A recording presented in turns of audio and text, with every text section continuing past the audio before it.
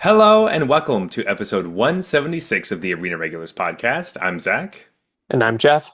and we're your source for drunken Magic the Gathering arena content. That's right, just a couple of regular guys drinking some irregular beers, talking about Magic the Gathering, in particular the online client MTG Arena.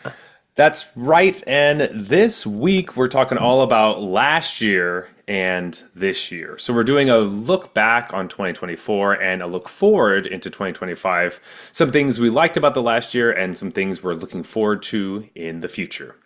But first, each week we bring a beer. We drink it, we rate it on a scale from bronze to mythic, just like the tiers in Arena. So with that, Jeff, what's on tap? Okay, today we have a mini little tap takeover from a brewery that we have tried before and we both liked it. And so I picked up some more stuff from them. It's called True History. It's in Toronto. They specialize in lagers, basically. They specialize in like traditional beer styles. And that's pretty much all they make. They don't have an IPA. They don't have some big sour. They don't have anything that's trending, basically. They just make good old school beer. That's And right. so we have a couple of their fancier offerings tonight. Okay, so these are non-German beers. And that's saying a lot for True History. And so what we're going to start with is something that's called Feels Like Five, which is a Mexican style lager, and it's 4.1%. I don't know if this is like a play on like, it's 5 o'clock somewhere kind of thing. Feels like 5 o'clock, have a beer, but also Oh, this is a light beer that it's not going to feel like that though. It's going to feel like a 5%. I thought Um, 100% this was just meta. This is a beer that's 4.1% that feels like it's 5%. That's what I thought. yeah. Not for a second did I think that it was about 5 o'clock somewhere. Okay. All right. I like it. I like the duality of the name. That's nice. Yeah. Sweet. So excited to dive into this one. The can, it's yellow and it says feels like five Mexican style lager. Yeah. Very classic, just like true history. All right. Let's Yeah. crack into it. Let's go. Huh. All right. We have some magic news. It's the new year. It's 2025. Um, yes. It feels good. 2024 was a great year. I was sick last week. We were supposed to have an episode that came out, but I came down with the flu or something, and it was brutal. And so we missed kind of this episode made a little bit more sense when it was like the end of the year, but we're sticking with it. And we're just going to keep going and try to do a little bit more stuff towards the future. So it should be good. Excited to. It's always nice to take stock of what has happened. Because sometimes you're mistaken. You forgot that things didn't actually happen last year. They happened many years previous. Yep. So we will get into that. Guilty of that looking through the list today. Yeah, exactly. So we do have a quick, not announcement. Everybody knows this news, but there was a banned and restricted announcement since we last had an episode. A huge amount of cards got banned in a bunch of different formats that are not on Arena. So we're not going to really talk about those. But the main one is Jegantha the Wellspring is banned in Pioneer/Explorer. So that is a card you will actually have to take out of your sideboards. Um, Companions continue to be a problem. So Yeah, I think something to the effect of trying to ballpark it here. I would say at least 75% of my Pioneer slash historic decks play Giganta, mhm, and I am happy about this ban.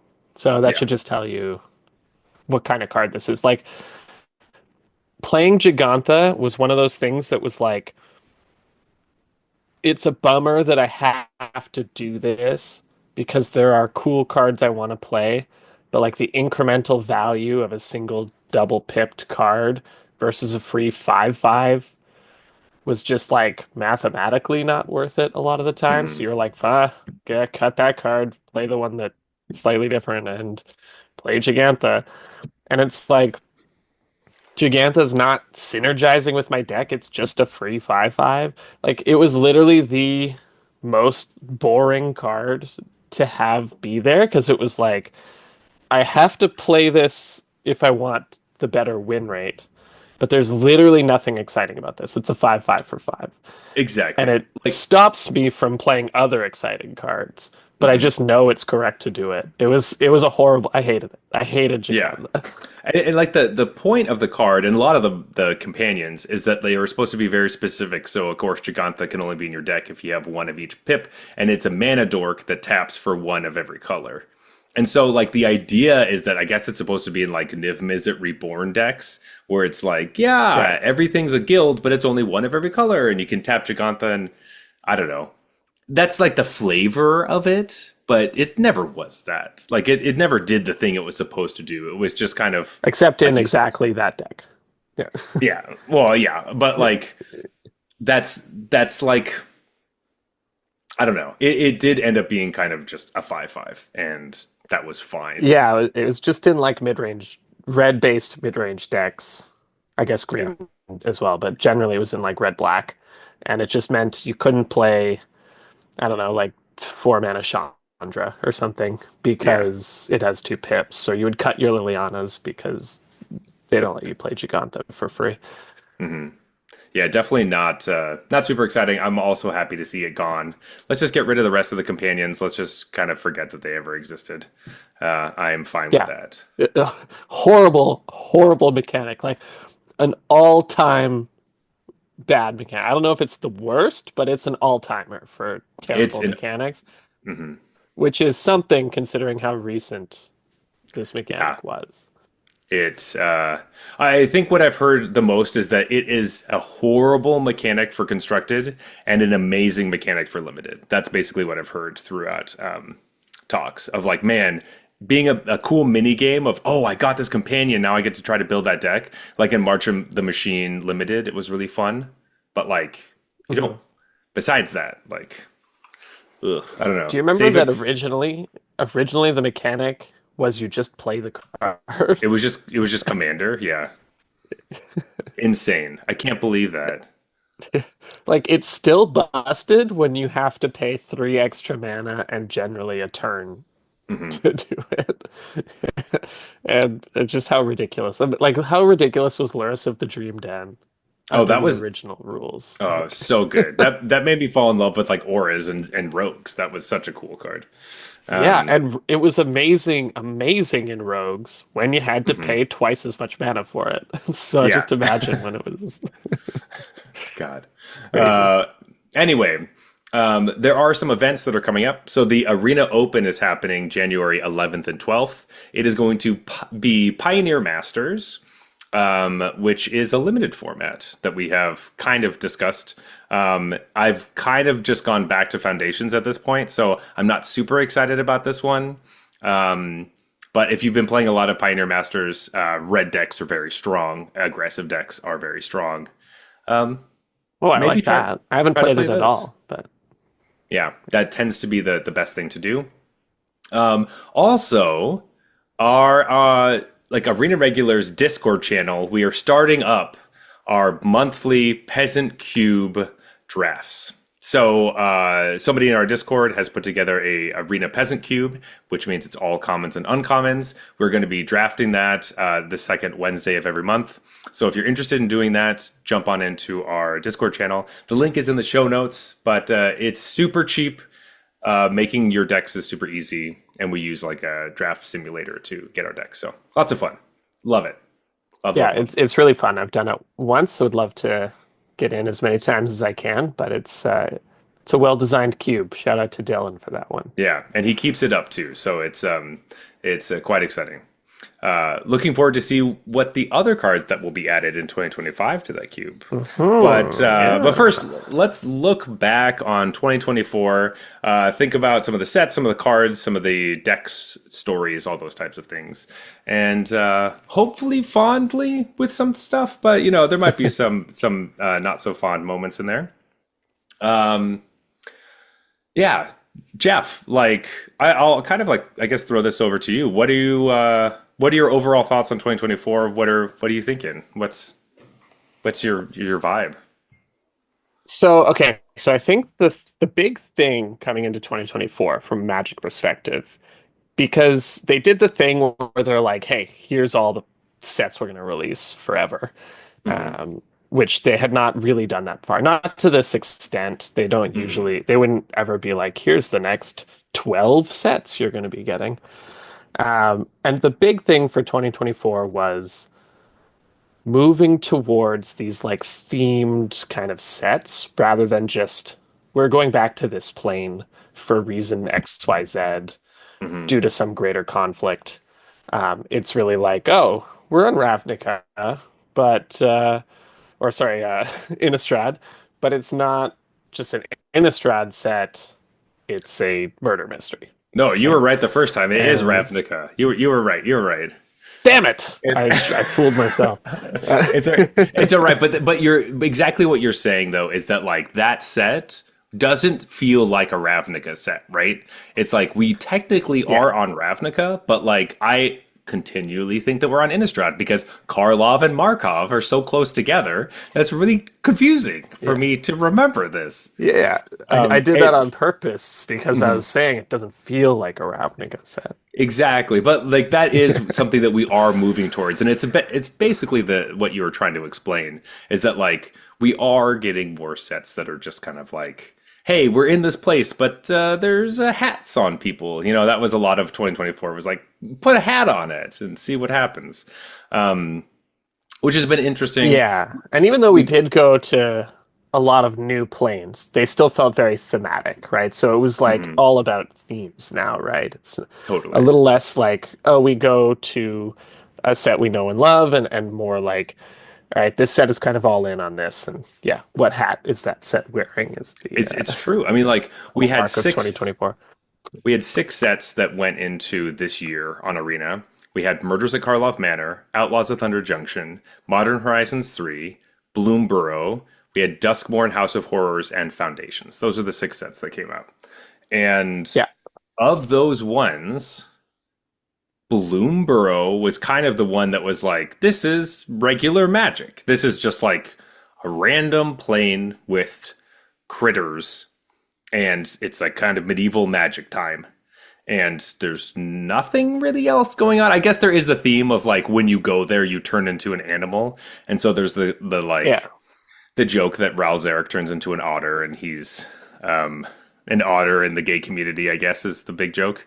Um, but also like he's looking for Jace, who's a fox, and then Vraska turns into like a snake, and all that kind of stuff. And so that I guess the theme is animals, but not that felt the most magic-y. Do you know what I mean? Yeah. And I would argue that like in another year, this one might be the weird one. It's like, oh, the Redwall set. Like that's weird. We're not just doing like ancient Egypt or something a little more, I don't know, I guess like classical, it Hmm. It's horror, ancient Egypt, or like that. It's like, oh, it's the mice knights. Like my that would be sides. the oddball in That's earlier true. years. And in this year, it was the most normal one or the most like similar to what we've Right. seen before. You're right. You're right. Yeah, yeah, yeah. Where it's like strangely is very different from what Magic has been, but feels the most at home.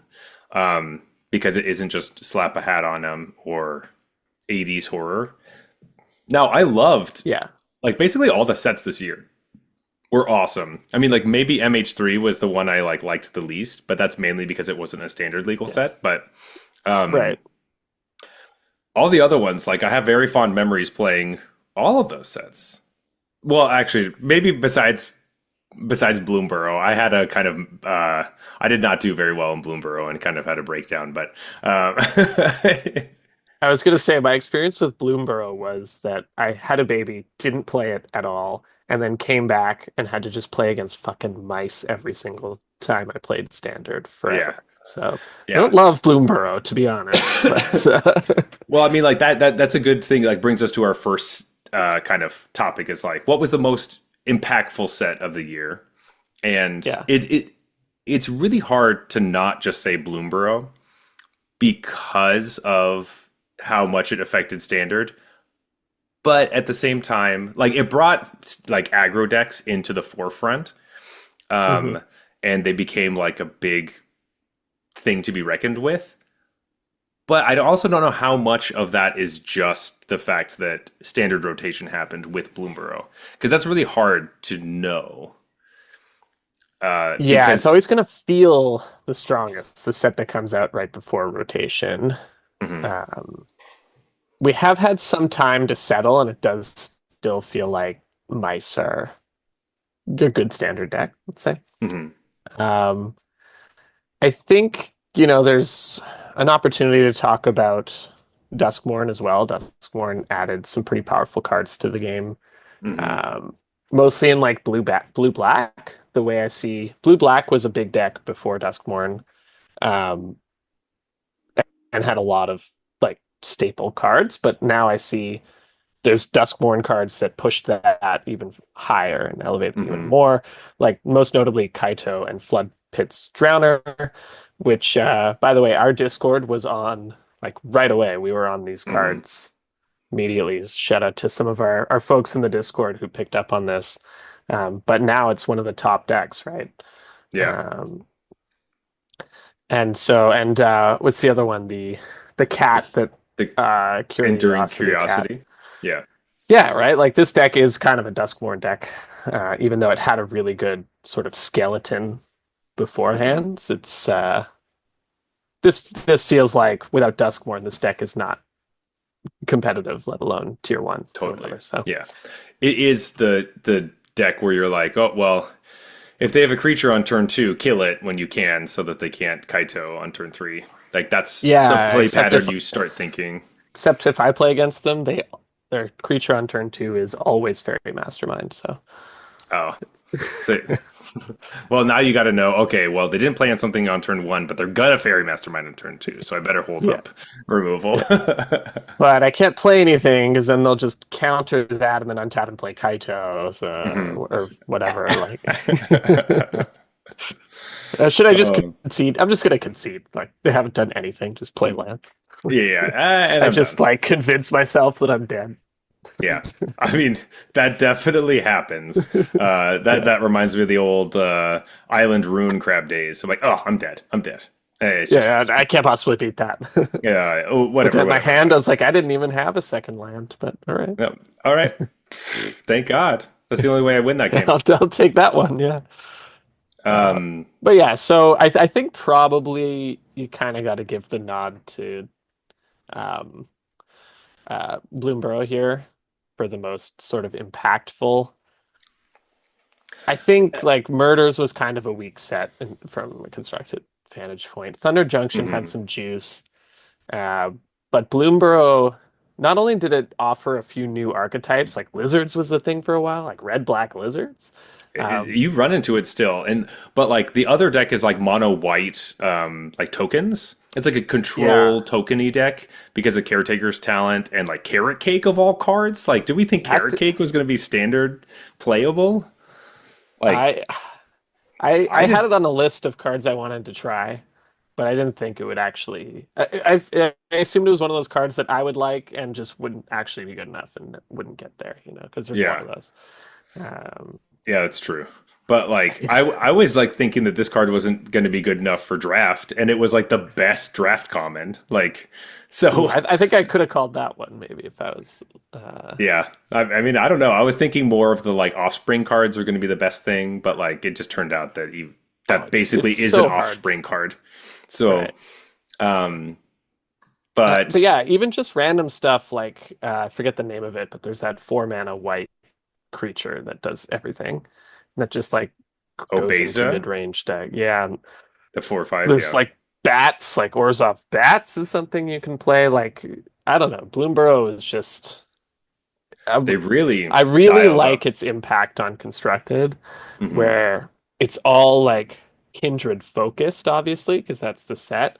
But it Hmm. gave you a lot of options for these different decks to play. Just so happens that mice are kind of the most linear and therefore like easiest to build and Yeah, it strongest. also it also turned out that there were a couple mice that like didn't need to be around other mice. You know, obviously you Right. can Yeah. play the mice that care about like giving other mice double strike and trample and stuff, but you don't Yeah. have to play that card, and you can just play good mice targets and um, the Exactly. heroic Yeah. stuff. So that Yeah. ended Like up if being you good. have, you know, some of your just typical mono red stuff and then a couple mice, they don't seem out of place in the deck.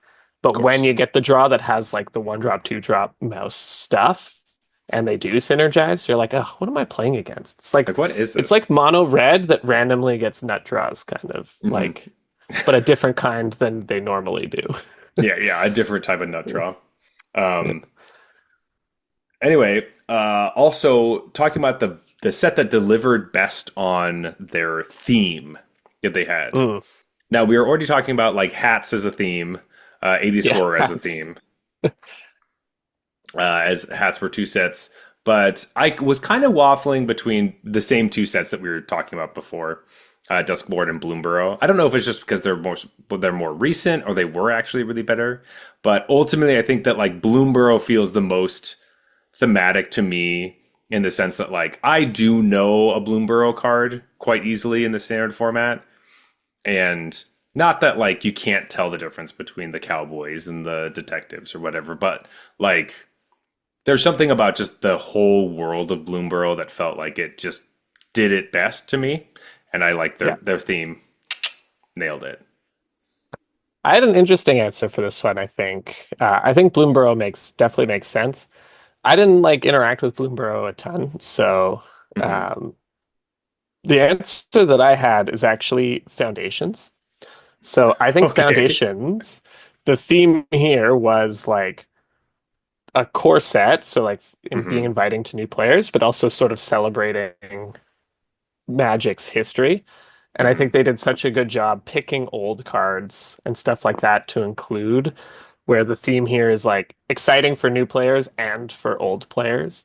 And so if you interpret theme a little more loosely here, um, I think Foundations was they like I'm just look at the I remember looking at the set list for Foundations and being like, I didn't expect to be wowed by a core set, but Hmm. here I am, and not because of like power level or reprints that needed to happen, which is usually what you care about in core sets. It's like, oh man, this card's $100. Good thing they Hmm. reprinted it. It was more like, oh, it's just so cool that like there's this history, all these cards that I thought were cool as a kid made it into Hmm. this in some capacity or are represented in some way here, but it's also designed to be the onboarding set moving forward. I think they did a good job of that. So if you, Yeah. allow me a little bit of leeway on what it is No, a no, theme here, I think I, I will definitely give that to you. It just kind of makes me a little sad that like magic being a theme in Magic is like hey, it's they very nailed the Magic the Gathering feel of this themed. I set, know. which It's nothing it else did. So. I know. So like and as we talk about like more stuff into 2025, like it is true that like a lot of Magic sets now, even if they are technically Magic, I still had friends that were like, "Oh, Duskmorn didn't really feel like Magic to me." Like, "Oh, the Cowboy set, like, okay, it's Cowboys, like it's not really Magic." They already are making sets that are actually Magic that don't feel like Magic. So the fact that we have Foundations be one Magic set, and then we're gonna open the floodgates to no more Magic or everything's Magic, I guess, um, But the is question probably is, was that intentional now? Like looking yes. back, now that we know, you know, Hmm. they were planning on having universes beyond just be a fundamental part of Magic. Is Hmm. that why this year was all like wacky kind of It's sets? got to be. It's Yeah. got to be. It's just Because like, they yep. claimed it was just a design space thing, right? Like there's only so Hmm. many times you can do the same Ravnica set. They've done it three times. Yeah, What are they going to but do? they still decided to go back to Ravnica. You don't have to go back to Ravnica. You know that, right? Like Yeah. you don't have to. Until like many years have passed. It used to be like a long time before we would go back places. And then they were How just like long was hitting them. Kamigawa? Yeah, exactly. It was like finally we went back to Kamigawa, and Yeah, like that was a we huge just success. decided to go to Ravnica over and over again. Be like, oh, in another year we're back to Ravnica because people I like it so literally think much. it was because of it. I think, yes, people liked it, but I also think a huge part of that was just the Shocklands. And they It's got to felt, be for whatever reason, they felt like they had to print Shocklands in in Ravnica Ravnica. sets. Yeah, and that's Yeah. it. Just because they did it like twice. And then they're like, Hmm. fuck, we're priced into doing that now. It's like, just print them in something else, man. Like, Just what are the cards are like the names are definitely you ubiquitous enough that you could just you do them purposely anywhere. chose non-Ravnica names to give Hmm. yourself the flexibility to print them in any set you want, and then only Hmm. printed them in Ravnica sets. Ridiculous. Oh gosh. Anyway, we got different Ravnica lands that are very good, and if we have to go back to Ravnica to get to the Surveil ones, I don't know. Like, okay, great. No, no. See, they've given themselves the option. It could be Ravnica, or it could just be a different murder mystery, but on any Mm, plane. that's true. Yeah, any murder Because it's really mystery. more about the murder mystery than it is about Ravnica with That's Surveil. you're right. You're right. Yeah, we'll go to Outlaws of Thunder Junction and we'll take off all the cowboy hats and we'll put on detective hats, and they'll look That's right. totally different. Yeah, be a Uh, totally different experience. Super And different. maybe this time they won't tell us who the murderer was right All away. right, well, that's a perfect segue into the worst story moment of the year. Oh my God. Can we please talk about how they fucking fumbled the ball on that one? That was nuts. They There are so many ways you could have done this. They chose the exact like patching Worst. together of exactly how not to do it. Like the Yeah. worst possible combination. They Uh so for everyone who doesn't know, the story that was coming out for Murders at Karlov Manor happened last January. And what they did is they released a different episode every day. There were like 10 episodes. It was a long story. it was very It, long.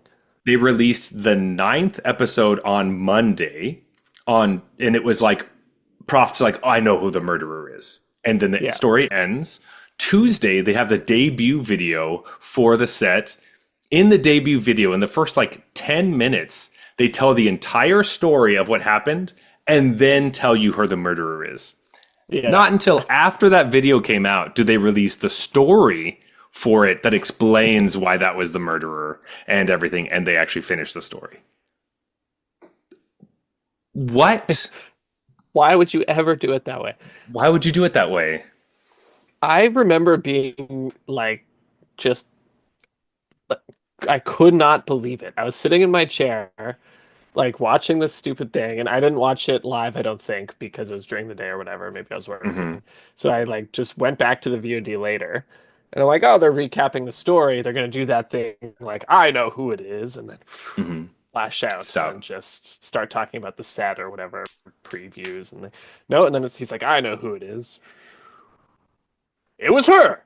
Yeah. And I was just It's I like, was like, wait, what? And then they what? like explain how it was her, and I was just like, oh, do they just oh, so it was That her. was Okay. super Are are anticlimactic. they throwing me off? Or no? No. No, it's just her? Okay. Okay. Yeah. Why would you just tell me? Also, Yeah. why did I spend so much goddamn time reading all those stupid stories to get ready for this, and you don't let me read it in the last story? It's just At least put the last story on the Monday, and then you can tell everyone on Tuesday, I guess. yeah. But like, also, don't tell anyone. They'll figure it out. There's the internet now. The whole like I feel like nobody was satisfied with this version, Nobody. right? The people who wanted to read it for themselves were not expecting you to reveal it in this live stream. They like I could have waited, watched the live stream later, like or just I know just the previews, right? I could pick those up. I don't have to watch it. Just tell me you're going to reveal it if you're going to do that, because this was very much like, oh, we're building up the story that you've already read so far, and we're going to build on the tension and the mystery, and then they just tell you, and you're like, oh, well, I'm glad I didn't get the option to like Yeah. not know, and then the people who don't read it, it wasn't very satisfying for them either, because it was like 10 minutes of story, then boom, here's the killer. And Not nobody, like 10 minutes of story, and we'll tell you at the end of the thing the who it is. video Like or put anything. that part where he explains it at the end. No, it just Yeah, happens right away. And then you're like, okay, well, do you guys not understand murder mysteries? People want to guess who it was. They want to like or have the anything. discussion. There are so many This cool was things we so could have like done. fast. It was like this and this and this and this and this. Do you And remember? oh, do you know who the killer is? Oh, because it was this person. You're just like, whoa, this was the worst designed Whoa, murder mystery party of all time. horrible. Remember the card? There was like dramatic accusation. I think it was like a blue Yeah. enchantment or something in that set that like pointed at Tristani. Spoiler alert: Tristani's the murderer. Everybody knows Oh that. yeah, it's a year old now. What if that card had multiple arts that were different characters on Ravnica and you That'd be didn't cool. know? Yeah. And then like That'd you had to be look at the cards and you could figure it out by looking at all the cards and the art. You could like piece it together or in like flavor text or something. That that is would be what they next used level. If to the do. card art itself was like a murder mystery with clue, like the clues were actually clues, Yeah. not random shit. Yeah, that Um, was just like some of the clues were just like set like card numbers, and then the card numbers just like oh okay, that's that like Jace puppet from some pictures we've seen, which was fine. It was cool, I guess, but like I liked that one, but like, yeah, you if they know what I had mean? different Like arts, like for one, different arts for the same card is a very old school Magic thing that I love. yes, Like within the same but set and nothing. just one card, just a dramatic accusation. You Yeah, accuse a lot of different people of different things. You can have a bunch of different characters. and when I say old school Magic thing, I mean like it's not, a weird border. It does the art new art Mhm. doesn't take up the whole thing or like do something strange just to cost more money or to be a collector's item or whatever. It was literally just the same card, sometimes just had like three different arts for Yeah. it. It- I mean, they did It's that for alliances, and like yeah. people famously didn't really like it. Yeah. Because it is kind of confusing sometimes when you look back, you're like, oh, this So is the same confusing. thing. Oh, okay. But like you Yeah. can make it very obvious that it's the same. You just have to put the characters in the same place. And I don't know, you could literally have a finger pointing in the foreground and then like a different character. And it is blue and it's the same cost. Yeah, yeah, right, Anyway, right. It's always Proft at the front and then just a I different. should work at Wizards. I totally know how to do We that. both should, yeah. Yeah, yeah, obviously. It Anyway, would totally be way more successful. I do want to talk about like good things, but that really I forgot that happened and it pissed me off so much that I had to like go and I know, obviously. remembering it was like, oh yeah, that made no sense. Yeah, What a fuck, weird that way was to so start annoying. 2024. Yeah. Uh, What was the best story thing that happened this year? ooh, the best story. I was back and forth on this one for Hmm. the story I enjoyed the most between Duskborn and actually Outlaws of Thunder Junction. All right. Um, I think I think I'll just go with Outlaws. That one. It's because I've read Duskborn more recently, so I remember a lot of the things that I was like, what was going on Yeah, with yeah. that? But I kind of remember some of that stuff existing in Outlaws as well. But they were both like fine for what they're supposed to be, right? And Outlaws, I liked that they hit on all of the ridiculous like Western tropes, in a That's Western true. movie where it's like Hmm. this is so dumb that this is happening and makes no sense, physically, in a world that is not supposed to be magical or whatever. And so for me, that moment is like the fighting on top of a train. It's just like, okay, Oh yeah. yeah, So yeah, you good. got to have a fight on top of a train in a Western movie because Hmm. that makes sense. Like, and so the fact that they did that, which is more normal in like a magic world, it's like, yeah, maybe these people can fight. I don't know. Whatever, they can They can fly. travel through Yeah. space and time to different. Why Don't- not fight on top of a train? That's true. That Like, makes a lot more sense than just fly. But yeah. they can fly. They can fight on a Yeah, train. yeah. Yeah. They can travel through space and time. They can fight on a train. Yeah. But I No, loved how the train scene made it seem like fighting on a train was a big deal because, like, in a cowboy movie, it's it obviously would. impossible and ridiculous, and they do Hmm. that anyways. It's like, It's uh, I remember thinking like, yeah, they're fighting and like chasing on top of a train, running in the opposite direction of the train and shit. And you're like, sure, yeah, that makes a lot of sense. Yeah. Yeah. It's just so funny. I definitely agree that like we had some good stories this year, besides like Murders in Colorado Manor, which is so awkward because that's the most story focused set of them I all. know Maybe it they had the should just. most. It I had 10 honestly, stories, right? you know what's so funny is that like most of the time when they don't put a bunch of focus on the story, I think it's better. And that kind of Hmm. brings me back to liking Bloomborough. Like I know you didn't read that one because I did that episode without you, and that could have Yeah. been one of the reasons why I liked it. Not that I did it without Oh, you, damn. but that I actually got to read it with my wife, which was a lot of fun. And that episode was Yeah.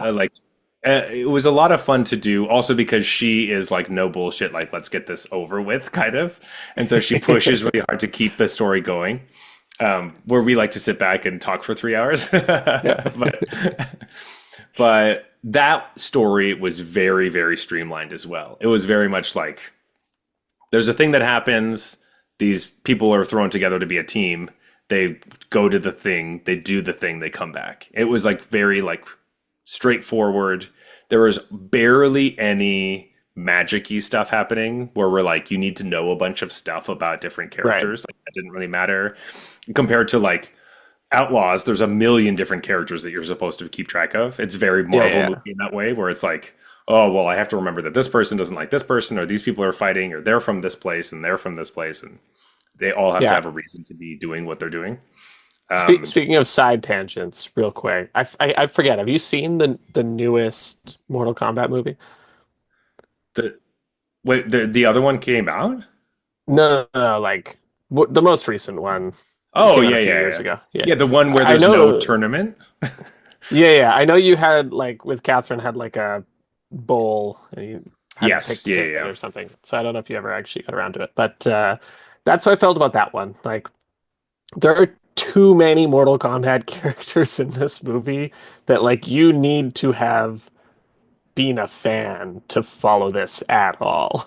yeah. Like it's just every single one and they don't even have time to do the thing, which is the tournament, because they're too busy trying to fit every single character. Which Every Mortal Kombat, by the cameo way, has and a lot of fucking characters. So, yeah, and like uh, weird little fights with people and all this stuff, and they're just training for the tournament, and then the main fight at the end like is no like tournament. just It's like a battle strange. royale kind of thing. Yeah, Yeah, it's just like okay, bizarre. I wish they could have just kept it to like the core 5 to 10 characters and Yeah, actually had a tournament. That'd have been sick. But, instead of like oh the build up for the tournament and then the next movie is the tournament, and you're like this is so weird. Like yeah, it doesn't the structure makes no fucking sense. We don't need to yeah, do the whole outworld all this stuff. Just do a tournament. People love yeah. tournaments. That's They right. watch them every year in every sporting event. They love tournaments. Yeah. We watch them anyway. Sorry, I don't want. I love tournament structures are so interesting and fun, and I I'm still mad at that movie for doing Yeah. what it did. Um, Yeah. I'm sitting there like, is it going to be a Swiss? No, it's yeah, Mortal yeah, Kombat. So, yeah. It's a single it's single elimination, buddy. elimination, baby. Yeah. Anyway, Jeff, let's get back to Magic. So, favorite deck or format of the year?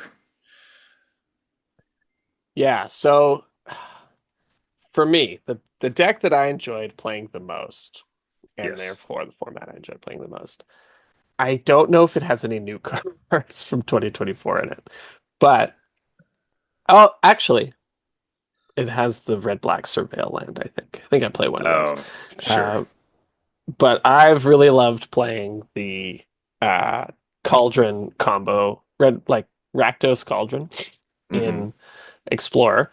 But I think Explorer is a reasonable choice for this year because this is a huge year for Explorer. It is. Um, and I still love that deck even post changes that happened Hmm. to the format. So that's what I'm going with. I think Pioneer, Explorer. I loved that format before. Love it even more now that it's like gonna get more some more attention. It's closer to Pioneer. We can kind of finally merge the like Explorer and Pioneer communities. a little more.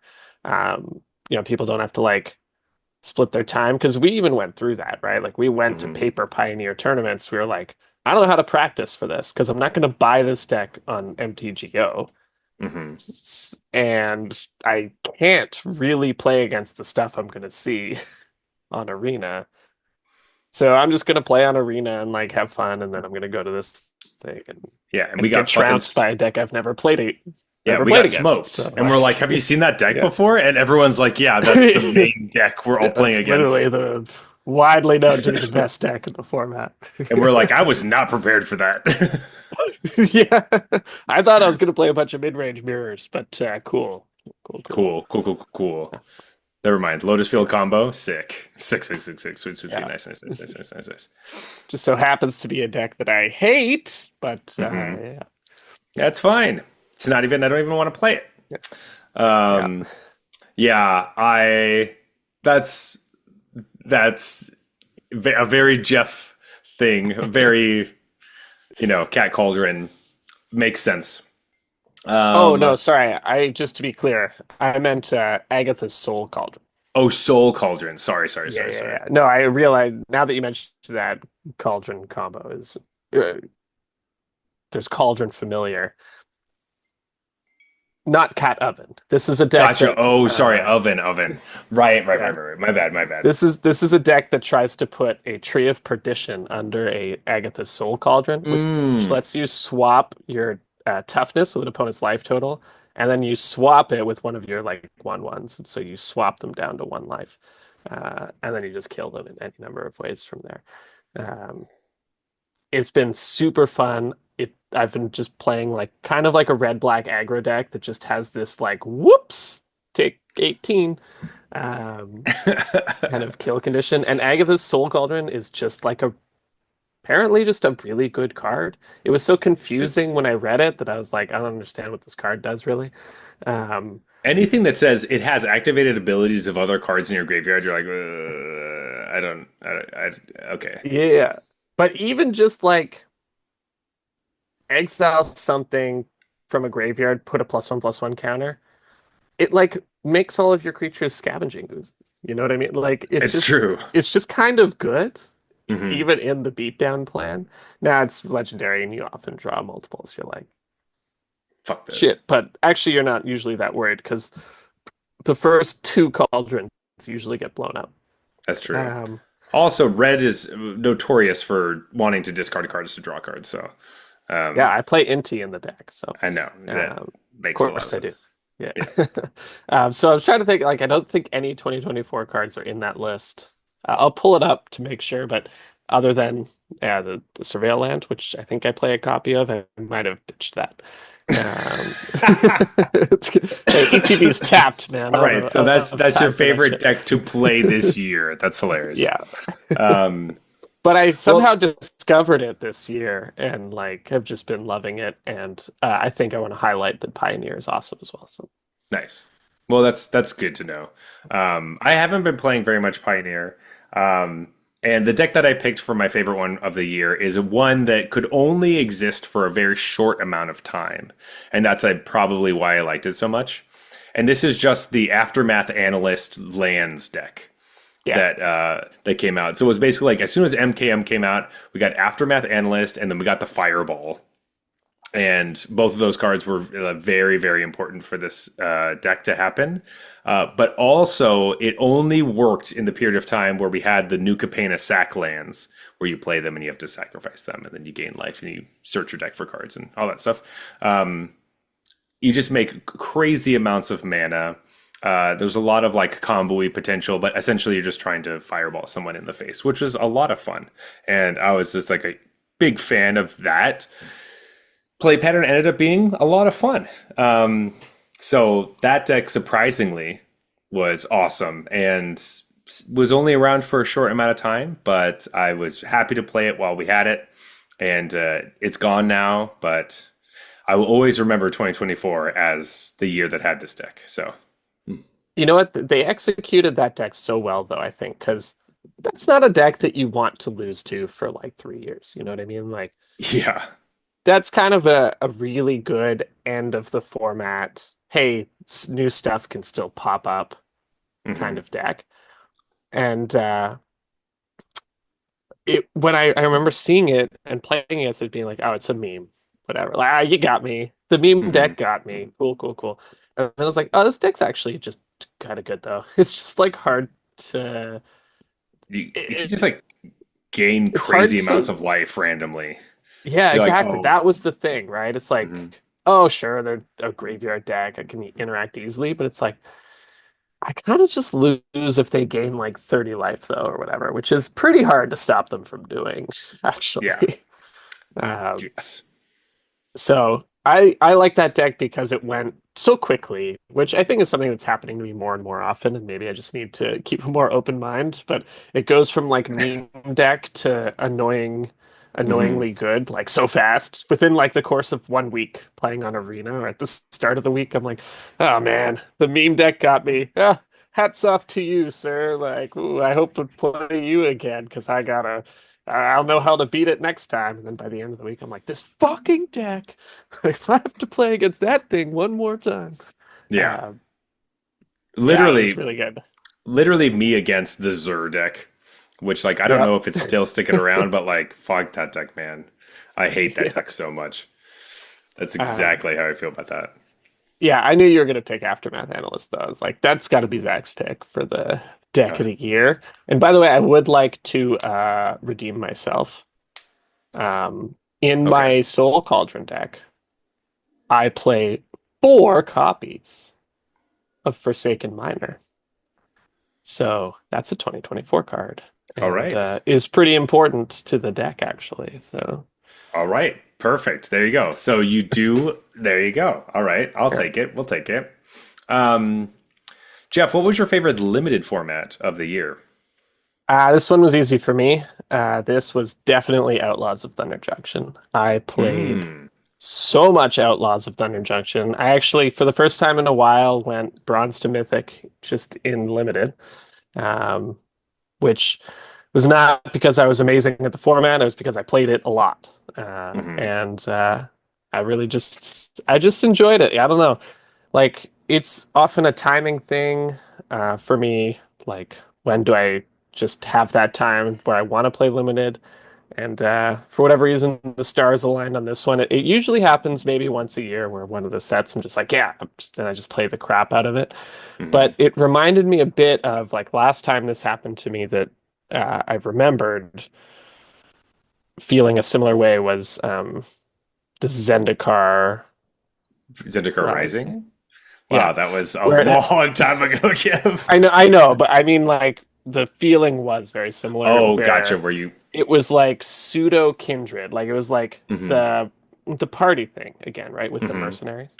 I Right, right, find right. that just makes a really Oh, good sure. limited mechanic, and both of those mechanics kind of got me where I was just like, this is super fun because it's not just kindred on rails, Yeah, it's like, which oh, this one like says kindred's rabbit. like I'll take the rabbit. Yeah. It's like, right, wait, which I okay, don't know I if Bloomborough had any of that going on, but it did. It did yeah. quite a lot. But I think this is just a really good way to deliver Kindred and Limited is to have these sort of patchwork. Even though it seemed Groupings. weird the first time they did it, Hmm. I think I'm really on board with it because both times they've done it, I've really enjoyed that limited set. So Nice. um, also Outlaws I think was just reasonably well balanced. Like I remember, you know, the top decks were definitely good and you wanted to Hmm. be in them. But I think you could compete with, sort of 8 out of the 10 kind of color pairs. And there was a lot of room for, splashes if you wanted to and stuff like that. So, um, honestly, I don't remember the intricacies of the format, but I do remember just yeah, knowing them at the time. And I Hmm. remember really loving it and just playing a lot of that format. So felt Yeah, like I had to give it to that one. Even though I totally. wanted to kind of give it to Foundations because I'm like, Core Set Limited is back. I was like, yeah, but I played so much more Outlaws. Totally. Yeah, I that's mean, the like honest answer. we played that RCQ, which was a lot of fun. So I also have there's Outlaws has a soft spot in my heart, but I do have to say that my favorite draft format of the year was Duskmourn, and I feel robbed that like we didn't get to play it long enough. Like Yeah. that was a really sweet draft format with a lot of cool things you could do. Almost every deck was viable and interesting. There's so many different splash potentials, but also like cool graveyard stuff. But there's so many things that interlocked with each other.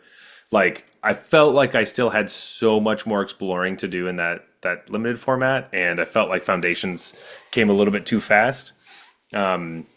I hope that Wizards does a better job at spacing things out a little bit as we come into like a normal 6 set a year type of thing, but make it a little bit more balanced to be like every set is like 2 months as opposed to like some set are like a month and a half and some sets are like 3 months. Like can we Yeah. just like not make it so funky? Um, but Yeah. Totally I agree. really liked that. I wish it was still around. Favorite mechanic from the year? What do you think? Hmm. All right. Am I allowed to? Are we talking like new mechanics? New to 2024? Yes, a new mechanic. All right. Well, I was gonna say Delirium because that's still just an all-timer for me. But I have to say, like, honestly, it was hard to choose for me. I felt like it was definitely one from Duskborn because I think all the Duskborn mechanics are really cool. And I Hmm. think they're all a bit subtle and like when you first read them, you're kind of like, whatever. And then you play with them and you're like, awesome. To your point about how the limited format was so good, I think a big Yeah. part of that is like these mechanics played really well. Um, and I think I've narrowed it. I think in the end, I'm just gonna go with Manifest Dread. It's such a simple, Oh, like you're right. sounding, Ah, so good. like take on Manifest, which they already Hmm. had. But the like Surveil stapled to Manifest was so good, and Hmm. it had so much play to it. Where it's like, first of all, the odds that's a creature are way way higher now, whereas old school Manifest was like even like the heaviest creature deck, you're still an Yeah. underdog to hit a creature here. Hmm. Um, and then the whole like you get to see what they put in their graveyard was like, oh shit, well, that's definitely That's a what you. creature if they That's discarded like yeah. yeah. They didn't just bin that creature and this isn't a creature. Like that would make no sense. It didn't just Um, accidentally screw up. Yeah. yeah. I mean, maybe it happened occasionally, but usually you'd be safe in Hmm. assuming they didn't do that. And then just in a graveyard centric thing, like I'm always amazed at how like adding that kind of little surveilly kind of thing just makes a Hmm. huge difference in anything that cares about the graveyard. It's Um, true. so I think Manifest Dread was one of those like came in, I read it, I was like, that's cool. I think that's going to play pretty well. But then actually playing it was like, no, this is actually I did not give them enough credit for because it seems so. Oh yeah, sure, you just staple Surveil to Manifest, and you get yeah. The graveyard said, oh, way to go, Wizards. But actually, it's like no, this was pretty clever. This was really Yeah. well done. So I think Yeah. that's the one Oh, I landed on there. that's a great one. I didn't really remember about Manifest Red, even though we were talking about it. Um, I ended up going with Collect Evidence, which is kind of a similar thing where you're using your graveyard as a resource for your like kicking your spells, essentially. Um, but it made certain cards that have like high mana values that don't cost that much really interesting. Um, also, I didn't really notice how much I liked Collect Evidence maybe until like Modern Horizons 3 came out, and there's that Phoenix that has Collect Evidence on it that Mm, also has like Bestow. And it was really interesting the ways that you could staple, like, they use Collect Evidence pretty well in Mirza Karlov Manor. Um, yeah, but it also is just like a very elegant design that's like, hey, this card does this, but if it's later in the game, it gets to do more. But you also have to lose a resource, which is your graveyard. And um, are you exiling things that you want to exile with that, or are there certain cards that you put in your deck just to be collecting evidence for, and all that kind of stuff? yeah, Did make this card or this mechanic pretty interesting, and I would like to see more of it in the future, which I don't always feel that way about mechanics, where I'm like, oh, this mechanic was sweet, but I don't really, if we see it again, that's fine. But this yeah. is one that, unfortunately, the name does kind of seem like we can't easily shoehorn it into just anything. But hey, if we just start doing a murder mystery set every year, maybe. Yeah. Or, so a couple points. The first one I just wanted to say is like that is one thing that I will say Modern Horizons in my mind really excels at is letting you see mechanics in a new light because Hmm. it's either able to push them a little more because it's not as worried about power Yeah. or it just has a higher power level so it's allowed to push them, but it also is allowed to combine them with whatever the hell it wants, right? So, Hmm. like you can't have a card in Duskmourn that combines the two mechanics on that Phoenix because you don't just bring in whatever mechanic you want into Duskmourn.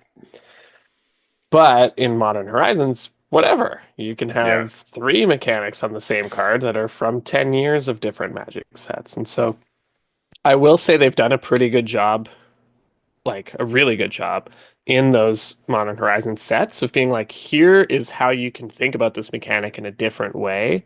Hmm. By like, even if that card is, not good enough for Modern, sometimes I just read the card. I'm like, oh, that's really cool. I never thought that that's how you would use that mechanic, but they can do a one-off in this set that shows off kind of Hmm. flashy stuff like that. And so just want to shout out to those designers who are like, nobody likes my card. I appreciate you. I think that, Hmm. that I like cool designs, even if I will never ever play that card.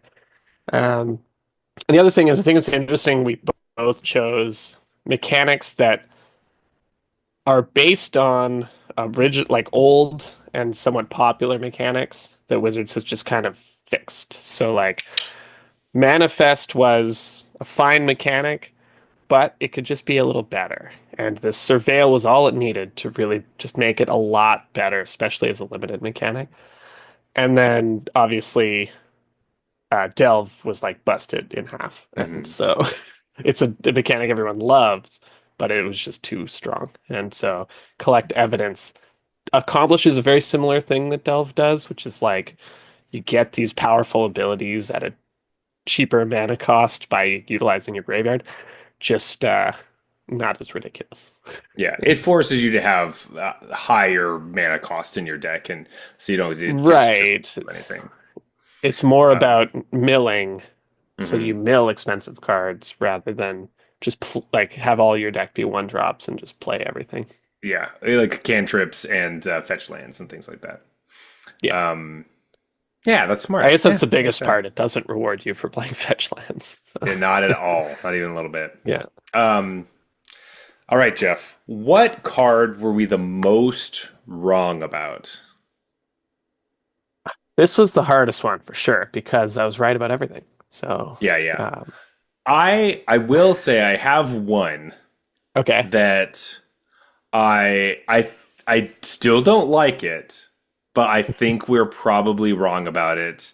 This is like me And and Shieldred or whatever, where I held on for as long as I could. That Shieldred sucked. kind of this one is one that we really just racked over the coals. Um, it's from Foundations. It's Soulstone Sanctuary. It's the creature land that you pay 4 mana and it becomes a creature forever. It has Hmm. vigilance and it's all creature types. Now, the part that I didn't remember about this card is that it's all creature types. And the fact that the demon decks get to use this as a demon to drain you with their annex, like unholy annex, is really annoying. And it's basically free, is what it feels like. It's like when you're playing the matchup, they just kind of innocuously play this as like a creature land. But then you're like killing their other demons because they're all 6/6s and they fly and stuff. And you're hoping that, like they are losing life as all this is happening, but then they just kind of turn their land into a demon. And you're like, well, I kind of ran out of removal and now they have the stupid 3/3. But the biggest thing is that it's a demon and it's draining me with the unholy annexes. This card actually does see play and holds a different like purpose in standard than most creature lands do, but it is actually doing something. And I thought that this card was hot garbage, like absolutely horrible and useless. And it turns Yeah. out it does have a home. And yeah, once again, it's the all creature types thing that ends up being important for some reason. Uh, Yeah, I without that, think yeah. this is a good choice. I also thought this card was basically unplayable because we were kind of analyzing it from the context of, what does a successful creature land look like in the past? Hmm. This would be a terrible creature land by that standard, and that's why you're not seeing it in every deck. Um, but yeah, I can see. I think Demons was a thing already when this came out, right? So we It could have was, we could have foreseen that, and we didn't. yes.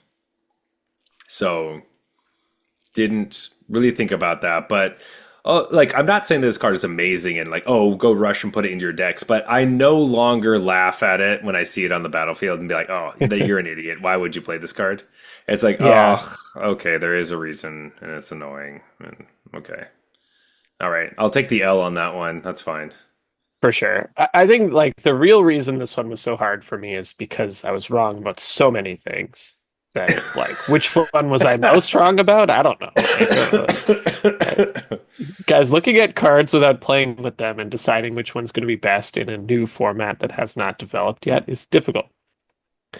It's I hard. decided to go with, and it's probably recency bias because I just can't remember all the stuff I was wrong about. Uh, I remember thinking the Overlords were pretty whatever, and Okay, they're not pretty whatever. they're You mentioned the Zur deck earlier. Okay, mhm. definitely didn't see that one coming, but Overlords are a pretty big part of that deck. Um, but I think even just like the fact that the green one is a strict upgrade on for the domain deck kind of thing. Like I just kind of missed Mhm. that because I was like, domain's the old thing of the past. Yeah. Overlords, these are like weird new like suspend creatures. Like, they seem too expensive. And so I thought they were fine, but I didn't really think they were gonna warp the standard metagame too much. And I would say that they probably have Hmm. affected the standard game A or lot. metagame quite a bit. So um, Mainly the green one and the white one. I think it's like maybe not as strong as what you're saying, which is like I thought this card was unplayable garbage, and it sees play, at Hmm. a pretty high in a Fine. deck that won the world championship, Yeah. like the new iteration of that deck. Um, this was more like I thought these were kind of like you might see them, but they're mostly kind of commandery cards, and they're good cards, but they're not like dominating the metagame, but they make their presence known. Yeah. Yes. I totally agree. I had a similar kind of feeling about the overlords, but yep, I hate them. I hate them. Yeah, it's just like all these cards that like I'm never gonna really play it myself, but I sure do lose to them a lot, and then I'm like, I get I guess I was wrong about that pretty one. pretty cheesed about it. Yeah, the All right, white let's one wrap up. especially. I think the white one I thought was like, yeah, no way I'm gonna play against this in standard, and then Really? I thought that was like one of the better ones, but also that's my limited oh, brain. sorry, the black Oh, the the black black one I was one. like for sure we'll never play against this, and then I've played against it a healthy amount and have been like. I do lose to it a lot. I still think it's not good, but I'm stubborn like that. Yeah. I am also still on the line of I don't think the black one's very good, but Yeah, I'm not as afraid of it as the other ones. I'm yeah. just Which is don't why I want always to. lose to it. I just like don't Yeah, worry that's about true. it, and then it You're like, gets oh, me. whatever. And you're like, what the Yeah. fuck? Um, I all lost the right. black one. Unlucky. Rude. Jeff, what was the best arena upgrade or feature from this year? All right, so I was so like I thought this one was going to be easy because of like they've been making so many upgrades and stuff recently, and then all of the stuff that I looked up actually did not happen in 2024 and happened in 2023. And so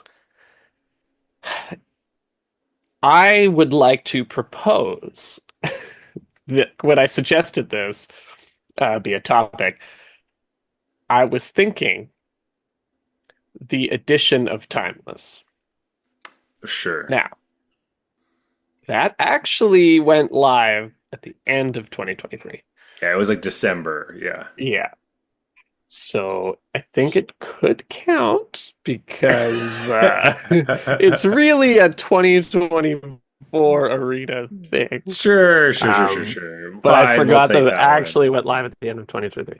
But to give a real answer, one of the things that I really liked that they did do this year was reintroduce the historic anthologies and prorate them. And I Yes. thought, while that didn't really matter to me because I don't Hmm. play historic, I think that sets a nice precedent of being like, hey, we understand that the cost structure of this is like an old thing. These are cards some people do want, and newer players are getting frustrated with this. Like, let's newer players are like buying this or whatever. Like, if we could just reintroduce historic anthologies, and these people might buy them, even though they shouldn't really. Like like they'd be overpaying for stuff, right? Right, right, I think right, it just right. sets a nice like, hey, we're thinking about this, and you know, even whether or not I think you should buy the historic anthology is like a separate issue. But the fact that Hmm. they came out and said we will prorate these and we will like not Yeah. make you buy cards you already have, Hmm. was just nice because it's like it It's feels weird true. to say that. It's sort of like your thing of like, oh, the Magic set was your favorite themed set. We only got one of them. It's weird. It's like, oh wow, they weren't trying to like screw us on paying for cards we already have. Yeah. That's so nice of them. But like, it was nice that, It was nice. Yeah, they because they also did that with the decks, right? So pro rating stuff has been really yeah, great. And yeah. yeah, the I yes, that is something that is very that's great. And I do really like that. And I think that Um, is new this year, pro it is rating new. It is new. Yeah. products. I'm fairly positive that this one is new as of this year, but I decided to choose the Arena Direct events, the ones where people like you could win boxes of cards. Like I think it started with Outlaws of Thunder Junction. It was like you can Yeah, play an event and you win physical boxes of product. They did it for Modern Horizons 3. They just did it again for Bloomborough. And these are really cool events that I think like I haven't been successful in my attempts, but I will say that like having the dream, like Magic really needs to have the dream of winning something big. So like the arena opens are yeah, great where you can win like actual cash. Like not everyone is interested in going and playing in tournaments and winning those types of things and going to the pro tour. Those are some right. things that I think are really cool. I don't know if I'm not ever going to get there, but being able to play for something that's real, like money or product, is really exciting. And doing that on Arena is exactly what they need to do. And I don't know, winning boxes of Magic cards, that's really cool and fun. And this is a For great thing. sure. Like, It's literally when I was younger, like the thing that excited me most was like, oh, you could win a whole booster box. Like that was more Magic cards than I could imagine. yeah, You know, like I'm like, so awesome. even though I knew I So, probably wasn't going to win, it was still just like the idea of that was like, whoa, like that would have meant so much more to me at that time than an yeah, invite to the pro tour or whatever, right? It's like, exactly. yeah, I just want that booster box and like open it with my friends. Yeah, Um, man. And if I could win two, because most of them you win two booster boxes, yeah. I don't even Um, have that many friends. yeah. And so yeah, it's really awesome. Like and you need a shortcut, right? Because the traditional route is it's like you win 17 tournaments in a row and then you get some money. And it's Hmm. like most people don't want to do that. They just want give me something now. Exactly. Just give me Um, something. and so the Arena Open's been a huge step forward in that. I think making the Arena Open limited is a big step forward in that, Hmm. which I think was another 2023 change that I was like, oh yeah, I'll go with that one. Be like, oh fuck, it's been that's really old. That one's that one's not even close. Um, but yeah, this one was a good choice. The only thing I'll say is like I did hear there were some supply issues and like winners took a Not getting long their time card to get their product. I don't know if they even all fully got got it, all those. but Hmm. for sure it took a long time for the first one. But that's, like kind of what do you expect? Like they're going to Yeah, iron these things out. If this thing keeps moving forward, they're going to streamline it. It's going to be smooth. it's true. I Like think the idea is good. some people did get their boxes, so Yeah, that I yeah, mean, the dream is alive for some people out there. So I'm still happy with that. Jeff, I have one more yep, thing to ask before we go into our next year, which wow, 2024 has really been a long one. But yeah. what to you was the greatest pro magic moment or story of this year? We like to follow Well, pro magic quite a bit here. We do try to pay attention to everything and specifically focus on fantasy sports teams when it comes to the worlds. yeah. But yeah, what was the best moment for you? Well, I think there's kind of no debate on this one, and so we both have the Hmm. same one here. But Okay. the story of this year in the Pro Magic scene was the Player of the Year race. There was Simon Nielsen against Seth Manfield, basically, and both were just killing it and were extreme favorites, I would say, Hmm. to win. And Javier Dominguez was up there, but I think most people thought it was going to be one of those two coming Yeah. near to the end of the year.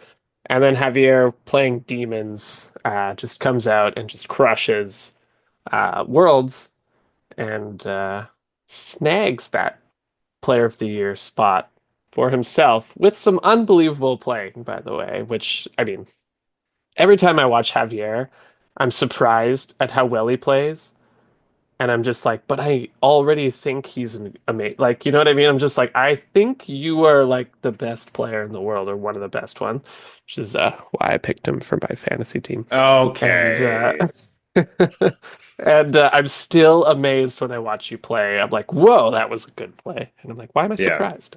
I literally He's think the you're the best. best. Yeah, like, I um, I think the thing that like got me with him is that like I he was not on my radar at all because he wasn't really winning top eights necessarily. But the worst that he did in the entire year was 10th place. I was gonna say he was always like ninth or tenth. He was just like Like and that crushing was every tournament, yeah, just top not the eighting. dice weren't like, falling correctly for him to finish in the top eight, which the way Magic works is like if you're in the top eight, it's an excellent finish. If you're ninth, Hmm. like fuck you. Yeah. Even if it was And tied, if you were tied for eighth, but you finished ninth, get out. Like, yeah. you suck. Hmm. And so that was just crazy. So Yeah. anyway, um really crazy to see, but very cool. And obviously I'm going to remember that one for long, a long time. All right, Jeff, enough of 2024. Let's move on over to 2025 and we have a new beer as well. So what's our second beer of the evening? We're doing two beers. That's crazy. Crazy. This is also by True History. Now that I think about it, we picked True History because it was like a look back here, and like at the history of the year. But I was like, we could have done like a True History and then like a True Futures A beer to really true, pull that theme a together. true But future. I don't know if the brewery True Futures might have to start that one. But this is Yeah. something Italian. It's their Italian style lager, and it's 4.6%. Another just completely off the wall beer for this brewery. It's not Crazy. German. Insane. I can't believe it. I can't believe they did this. Yeah, I yeah, can't believe you've just done wild. this. All right, let's crack it open. Let's go. Alrighty. So with that, we're talking about what we're looking forward to in 2025. Um, Obviously, this is a little bit more like kind of speculation. We don't really know what's going to happen. I mean, obviously, we know certain sets, but like what they're actually going to be. But things that we're looking forward to, things that we're not looking forward to, worries we Yeah, have. Um, it's just lots stuff. of those. Lots of those. So 2024 did end up being the year that we found out that Magic was getting changed forever, and 2025 will be the year where Magic is no longer just Magic. We are getting Universes Beyond in standard and all formats, and We have a few sets coming out this year. So we have Aether Drift, which is the Death Race set over 3 planes, Amonkhet, Avishkar, and Muraganda, as well as Tarkir Dragonstorm, as we're going back to Tarkir for the first time in a long time, followed by Final Fantasy. That's right, the Final Fantasy franchise coming to Magic, as well as Edge of Eternities, which is a Magic set set in the Blind Eternities, I guess, or the edge of them. Then we also have Spider-Man coming out in the fall, as well as one more Universes Beyond set, which we actually don't even know what it is yet. So there's still some magic in the air, I guess, as far as like, ooh, what's the last Universes Beyond set? But we are moving into a world where Universes Beyond is half of Magic, like straight up half of Magic. I was gonna say the thing that stands out the most is like I was expecting that last set to be another Magic set. If you look at like the latter half of the year, right? Let's say June onward, it feels like they crammed in one Magic themed set just to have it, Hmm. and actually everything is Universes Beyond. Yeah. So it's not even just, okay, half the year is Universes Beyond. It's like the latter half of the year is basically all Universes Beyond. It's 75%. Um, and that's probably a timing thing. Like, when this change happened, they already had these Hmm. Magic sets designed or whatever in the queue. But like it's all front loaded, right? The Magic stuff is all done by April, pretty much. And then there's the only Magic set that that comes in this latter half of the year is some stupid Eldrazi thing or something. I don't know. Yeah. But, So that is kind of what's going to happen for this whole year, and it's difficult to know what's going to happen with this. This is probably one of the biggest years in Magic's history as we're coming into it. And the choice to not go one, like, why don't we have like Aether Drift, Final Fantasy, Tarkir, Spider-Man, then Edge of Eternity? So, like, if you're a Magic player, you just have like 3 sets a year. Sorry, Magic. If you're just like strictly playing Magic, like IP, if you're not excited about Universes Beyond, yeah, basically. then you just play the draft formats essentially of each different set, and each set lasts just like twice as long because you just ignore the Universes Beyond one in the middle. They could do it like that. They didn't. They decided to make it like 2 sets, Universes Beyond, 1 set, 2 Universes Beyond. So I don't really know why this was chosen, and I hope that it kind of changes next year. But it's looking bleak. It feels bleak to me. Little bleak. Yeah, I wonder how much of it is this was what's in the pipeline. This set was X% complete, whatever, when Mm, decision was made, and how much of it is like we are literally forcing you to play Universes Beyond and make your decision about how you feel. Because mhm. come September, you will not be able to play on Arena without playing Universes Beyond. Yeah. The limited formats will all be Universes Beyond. It will be all over standard. It'll be all over whatever format you care about. Hmm. And so, the last Magic IP set being in August 1st is like, okay, once the fall rolls around, you have to play Universes Beyond. There's no Yeah. choice. Yeah. Um, and that could have been intentional as well, to be like, we know people are going to kind of rebel against this. Hmm. Let's give them no option And and see if not they stick around. make your Yes. decision. Yeah. Do you like it or not? And they're betting that most people will like it and be like, I was wrong. I don't hate this as much as I thought. Yeah. Because to be fair, Magic players notoriously don't know what they want. Yeah. They say one thing and do a different thing. So Yep. I'm hoping that I am one of the players that thinks I don't want this, but I actually do enjoy it. Um, and ultimately, in the grand scheme of the world, if I can like more things in the world, than not like things. I would prefer to Yeah. like stuff. That's a lesson that took me too long to learn, man. Just like Hmm. liking stuff is more fun than not liking Yeah. stuff. Like there's no It's upside obvious. to not liking stuff. You are upset. You push yourself away from other people unless there's people who also don't like stuff. Yeah, there's So some amount of like bonding over hating stuff is a strong bonder, but it's true, but like it's not a great foundation for friendships, you know what I mean? right, exactly. Um Compared to bonding over like shared love of something, Yeah. is much stronger.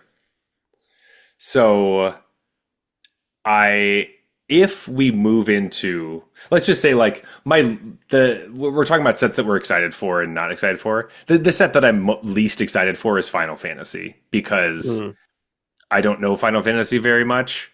It's the first big Universes Beyond set. I think it's going to have the most impact. It's going to be huge. They're going to push it really hard, and I'm not going to like it. And that's the one that I'm most worried about.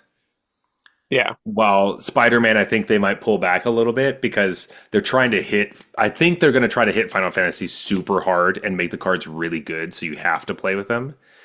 Yeah. And I don't really know it very much. And I hope that me playing these cards inspires me to want to play Final Fantasy games and like more things in the world. I just don't know if that's what's going to happen.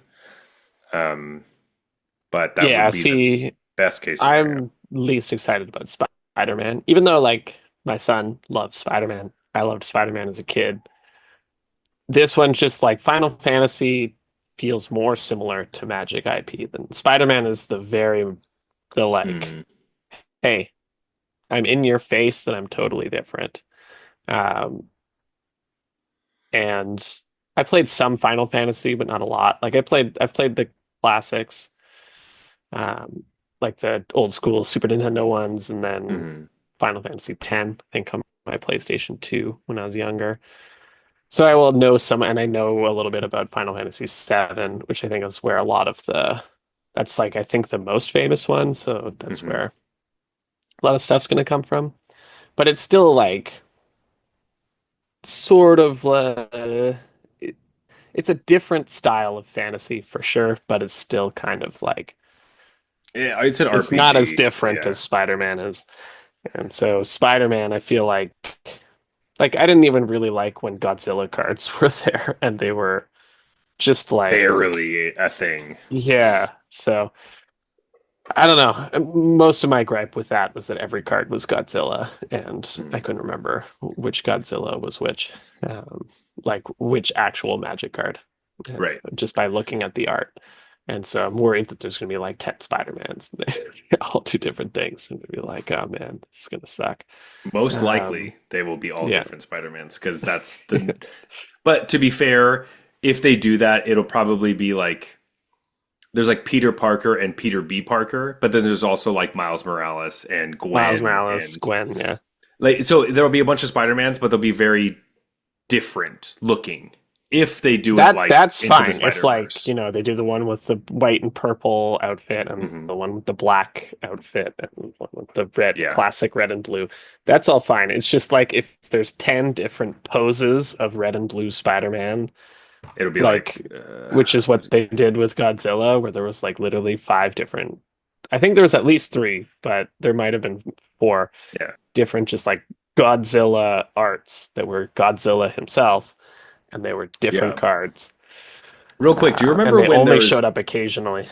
there was Godzilla Death Corona? That was like the name of the card, and it was Yes. like Yeah. during COVID. Shit, that was crazy. Yeah. Wild stuff. Um, but I am not excited to be Yeah. clear, I'm not excited about any of these Universes Beyond sets. Hmm. I'm just least excited about Spider-Man. Although I think there's a good chance. I think like odds are I'm least excited about the unnamed one. Because at least these other two, like I kind of know and Getting used to it. enjoyed Yeah. as a kid. Odds are the last one is something I don't care about. And so Hmm. probably the last one is the one that I'm least excited about. I just don't know that yet for sure. Yeah, it's probably My Little Pony or something. Right. Like Which it's probably something that I just didn't interact with really. yeah. Um, what set are you most excited for? I think we probably have the same one. Yeah, it felt like there's only really one option. Like Yeah, it's the Tarkir one, right? it's Like Tarkir. yeah. Like Aether Drift is all about like vehicles and stuff, and I've never really liked vehicles. And And Edge of the, Eternity seems like it's Eldrazi. I can't get it out of my head that Edge of Eternity is Eldrazi themed that's the somehow. weird thing. It's like, am I supposed to not like these Magic sets so that you make me like the Final Fantasy ones? Yeah. Like Did you pick the most unlikable like things and I think like the idea of like the multiplanar pod race is kind of cool in principle. It's just like I don't like vehicle. I don't like vehicle-based yeah. sets. I don't like vehicles. Anytime there's a bunch of vehicles in a set, I'm always like, I hate this part of the set. Hmm. And so the fact that this is going to be a major theme again, just It's just not in, like and they always try to do fun things, new imaginations of their vehicles, and I still just don't like them. hmm And I'm just like, I just don't like this mechanic. And I hmm think very few people do, but yeah. whatever. Like, it just, Yeah. Yeah, I don't know. It's we'll see. The future does feel bleak, and the more we talked about 2024, even though there were a lot of things I didn't like about it, I'm now feeling even more bleak about the future. Uh, so, hey, I, 2024 was pretty good actually, but I think 2024 was more like when we sat here a year ago and looked at the list, I was really psyched. we were I was like, so oh psyched. man, that's a lot of cool stuff coming. And maybe it didn't all quite live up and Well, in the one certain that I ways, but was like least excited for was Duskmore, and I thought that was the most like, okay, but there's something. And then it ended up yeah. being one of my favorites. So, Right. I think you were so you most excited for Outlaws. That's what I I remember. was, and I didn't even Yeah. really mention it at all. I think maybe I got Yeah. too excited and I like it kind of fell flat for me because I was way more excited for it than I should have been. Right. So I think that's what happened in 2024. It's not that anything Hmm. bad really. It was just that we were so pumped for it and maybe it didn't Hmm. quite meet those expectations. So maybe 2025 will be all right. And because Yeah. our expectations are so low, you know? Yeah. Or it's the year we stop playing Magic forever. Who knows? Yeah. A lot on the line here, folks. A lot of the line. Um, yeah, I mean, like, I'm just not excited about this list, man. I'm just not. It's not, it feels like everything I read on this list, I'm like, it's not for me. That's not for me. That's not yeah, for me. That's not for me. With just the maybe like, I'm like, Dragonstorm. Okay, fine. Like I played Tarkir. yeah, Dragons are cool, I guess. Um, yeah, yes, yes to all those things. I will say they were it probably just does. like, hey, we really need Scorching Dragonfire to still be in standard. What set can we shoehorn No, in you know here? what it was? It was like, you know what? We really need a moment where Kaito is in a haunted house and there's a dragon. How could we Yeah. make that happen? Yeah. This makes so much sense. This makes so much sense. Um, okay, so this is a little bit strange, but what story beat are you hoping will happen in 2025? Do you have an idea? I have something that I actually kind of want to happen. Um, so I just wanted to ask you if you have something. Mine's a little vague, so it's not like ironed out or anything, but I think I don't know if there's anything I specifically want to happen other than like I want all the stuff that's happened to have a satisfying purpose. You know, okay. like you were joking about the random dragon in the House of Horrors. It's like, oh, Hmm. we just have to have a dragon in this set. It's like, why? Why? I want to come out and be like, all right, it made sense to have that dragon for no reason, Yeah. you know? Like I feel like it's not what's gonna happen. And like Hmm. I'm a little nervous that the Jace storyline is gonna be really like disappointing conclusion. But like because Jace is just kind of randomly here with his fur baby. Adopted fur baby thing. that got stolen by a house demon, Yeah. and like, Oh, but is also still alive or something? There's like I yeah, don't know. I just feel like they're setting up a lot of stuff, and they're not going to have enough words to bring it to a satisfying conclusion because that's Yeah. Magic But Story's main problem is like being really, really complicated and optimistic about what they can achieve in the word counts they have been given. mhm. Which, to be fair, I'm making it sound like it's the writer's fault. It's not like they're being told what must be included and then being Mhm. told what their word count is. It's just it's like not a realistic ask. Yeah. I think generally they do as good a job as you Agre- can kind of really expect. Uh, with some, obviously, some Yeah. hit better than others, but It's also that they need to be pumped out so fast and like all that, you know. yeah, It yeah, I'm sure. you, And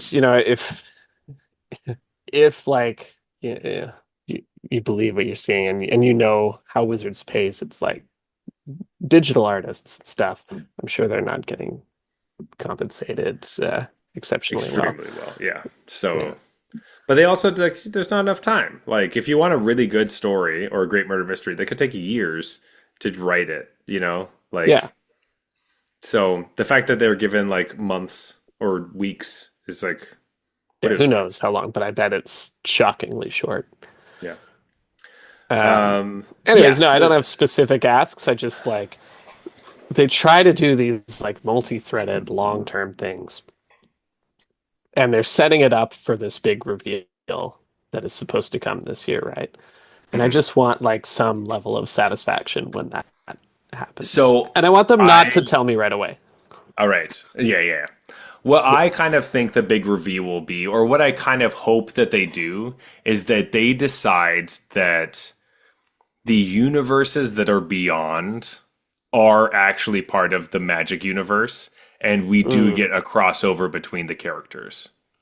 Hmm. Like, I am talking about how I don't love all these like new universes beyond things, but if you're gonna do it, I you see what you're know, saying. Yeah. make it closer to Kingdom Hearts, where we have like Final Fantasy and like Disney characters, and then you Ooh, I jump to like that different worlds reference. and Yeah. stuff, Right. right? Because I really liked Kingdom Hearts. I thought that was a really fun game. I don't know if it was because I was like 12 when I was playing it, but like I really enjoyed the like I wasn't really playing Final Fantasy characters. I didn't really know them very well, but I had Final Fantasy looking characters that I was playing with. And then Disney characters that I like liked enough, but like I wasn't Yeah. obsessed with Disney or anything, but I knew the Right. movies. I didn't really know the first game had Nightmare Before Christmas, but I didn't really know that very well. But like playing through the story was kind of fun, and then watching the movie later was like, oh, I know all these characters from the video game I played. So that Yeah. was kind of an enjoyable experience. I'm hoping, Also, I'd say that game was just fantastic. The game yeah, itself was just so was good that it was super I feel like super they could have fun. gotten away with almost anything. It's like, I didn't love Paper Mario because I thought the idea that Mario made of paper was cool. It's because the game was just fucking good. Hmm. But it's neat to have that secondary experience where you're then just like, oh, it got me more into Disney because I had Or played this yeah, great game. or just being Yeah. like, oh yeah, actually, Alice in Wonderland was super cool. I like all this design that went Rad. into it. Like Also, I'd like to object to you saying that you've never played a Final Fantasy game because I think Kingdom Hearts counts. counts. Yeah. Well, the thing is, Kingdom Hearts isn't turn based, so it was fun. Um, Oh, okay. All right. All right. I'm not going to bite on that one. We don't have time for that discussion. because I did play some of Final Fantasy X, but the turn based stuff I just don't really like very much. So, um, or I just don't. I'm not drawn to it. If I'm going to play a video game, I'd much prefer to be like running around during combat. But anyway, Smash buttons. oh, smashing buttons is like my favorite thing. Why do you think I like fighting games? Um, so I'm not saying that I'm like smarter or better because I don't like turn-based combat. I'm just saying that like I just don't really like it that much, and I'd rather just smash buttons. And I really enjoy smashing buttons. So That's clear from how you play Mortal Kombat. Yeah. Oh, whoa, whoa. All right. One time you beat me. One time. Jeez. Fuck. We got to get like another tournament together or something. Holy shit. But that's what I think. I think that if the story comes together in a place where like it turns out that Jace and the fucking loot dude end up being able to open up worlds that they hadn't seen before, and those happen to be New York City with Spider-Man and Final Fantasy and Right, fucking right. whatever, That's definitely what they're doing. Yeah, you're right. It's right? got to be. Because at least that puts our characters in the world as well, right? Hmm. And so then it feels less like seeing Jason Spider-Man interact could be, I mean, weird for sure, but maybe a little bit more of a tie-in. It's I just don't want to get rid of the stuff that we've had. Like I don't want it to feel like we're just throwing away the characters that have been built up or like any of the stories that we have been telling and just be like, we're throwing that away for this new stuff. If they can push it together, even if it does look like a crazy like Kingdom Hearts cutscene, I would be fine with that. I think that that's what should happen is probably going to happen too. So um, I'm on the side of Team Kingdom Hearts, but I'm not super obsessed with it. But it makes the pill easier to swallow. Yeah, well, that's the thing. The fact that, you know, Universes Beyond will be a bigger and bigger part of Magic moving Hmm. forward. That's already happened. That's the thing. That's set in stone. So Yeah, now you're just saying like, oh, I want at least some sort of creative effort to justify that. And I think exactly. that's Like pretty at least reasonable. yeah, give us something. So anyway, that's what I'm kind of hoping for the most. Um, yeah. Anyway, as far as like limited formats that we're like most excited for, um, I actually decided I'm going with Aether Drift. I am just ready for a new draft format. I know I love Foundations and it's so great. We've had a lot of cool things happen, but I'm excited for like the new year is always exciting. I'm always excited for the new draft format and Hmm. seeing how things work out. I know you said you don't really like vehicles like a ton, but as far as like, I like the different vehicles you can play in draft, or we have seen a couple that do activate without being crude. Like you can exile cards from your graveyard instead, or I'm interested to see the design space that they have that lets us just make make crew on vehicles closer to like saddle, where you don't just sit with like, well, I have a bunch of vehicles and I can't do anything. Um, that kind of Yeah, situation. Like, it's true. Saddle was a good mechanic. yeah. So yeah, I'm excited to see what happens with this set. But yeah, Yeah, obviously, like there were some vehicles that kind of ruined Kaladesh Limited a little bit. Where they were just too too good. good, which is Hmm. classic. Like when they introduce a new card type like that, they don't really understand. Even no matter how much they test it, they don't really Hmm. understand it. They just it takes too much time to learn that kind of thing.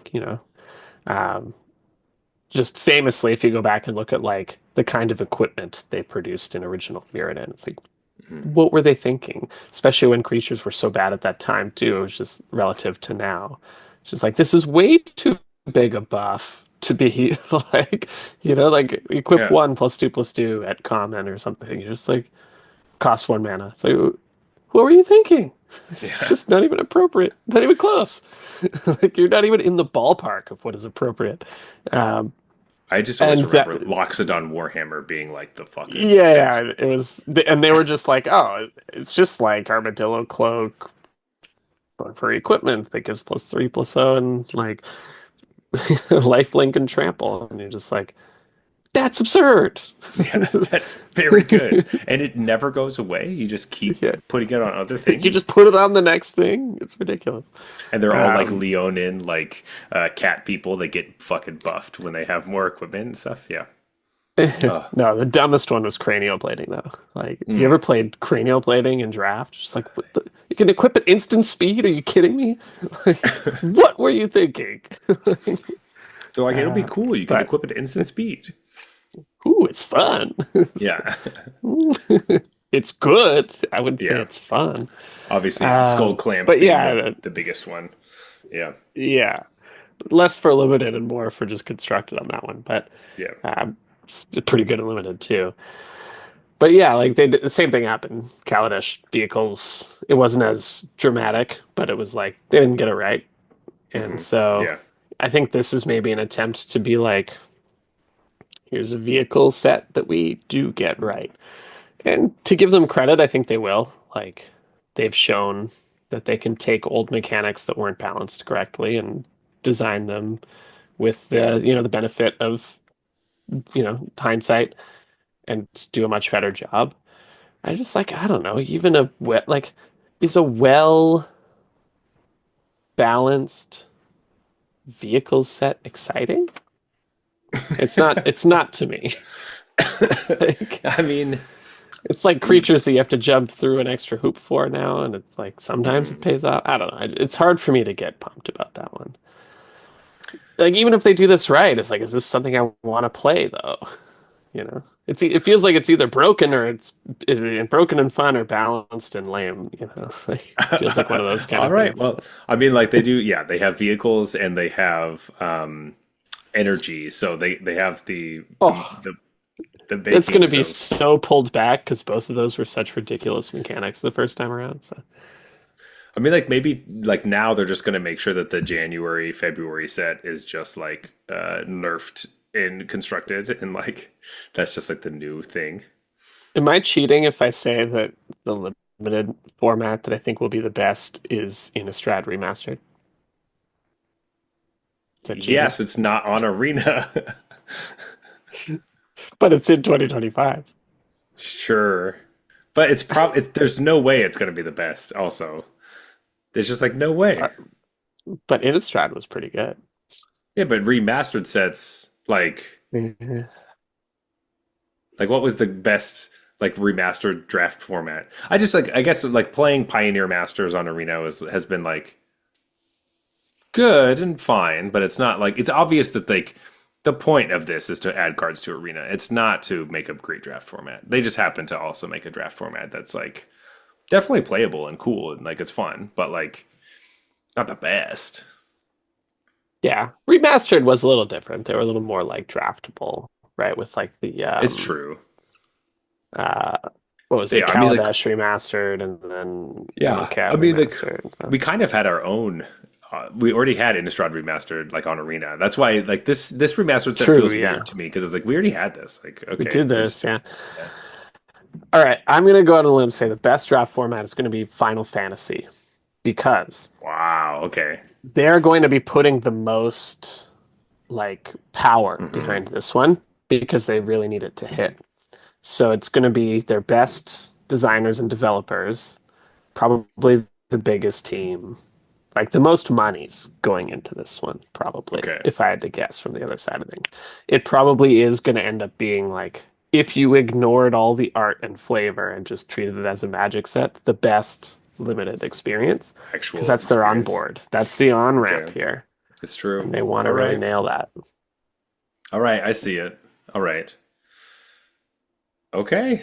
Yeah. But, I might not enjoy it because I don't like what it represents. Yeah. I have But my like principles. if we're Uh, being honest, we might look mhm. back on 2025 and be like, that was a really good draft format. Ugh. Do we have to be honest? That's so brutal. Yeah. Um, Jeff, do you have a mechanic that you're No, most excited we don't for have to be. 2025? Yeah, definitely vehicles. Oh, wait, no. What mechanic might come back? Let's see. I mean, I was saying that like Tarkir, bring back Megamorph. We definitely need Megamorph. That's like Yeah, all yeah, time it's an best all-timer. mechanic. Yeah, yeah. We were just talking Amazing. about them fixing old mechanics. Yeah, from Tarkir specifically. Uh, oh gosh. I mean, I assume Dragonstorm will have Storm in it, right? So Of course. Of course. Yeah, yeah, yeah. it's going to be Famously, dragons and yeah. Storm. So, They won't even have the card called Dragonstorm in the set. That's my hot take. They didn't have March of the Machine and March of the Machine. They're not going to have Dragonstorm and Dragonstorm. Um, you know what? Maybe we'll get Edge of Eternities. We're going to get Devoid comes back. Ooh, another banger. All time. Yeah. Crazy. So cool I mechanic. love And it how, gets like, as a new player, you just open that up and you're really excited when you read what Devoid does. like, it's not a color, but it's red card. Oh, Yeah. but it gets around cards that have protection from red. Okay. I Interesting. would say it strikes that perfect balance of not being confusing, but also being clear why it's powerful. Yeah. That's what Devoid really nails.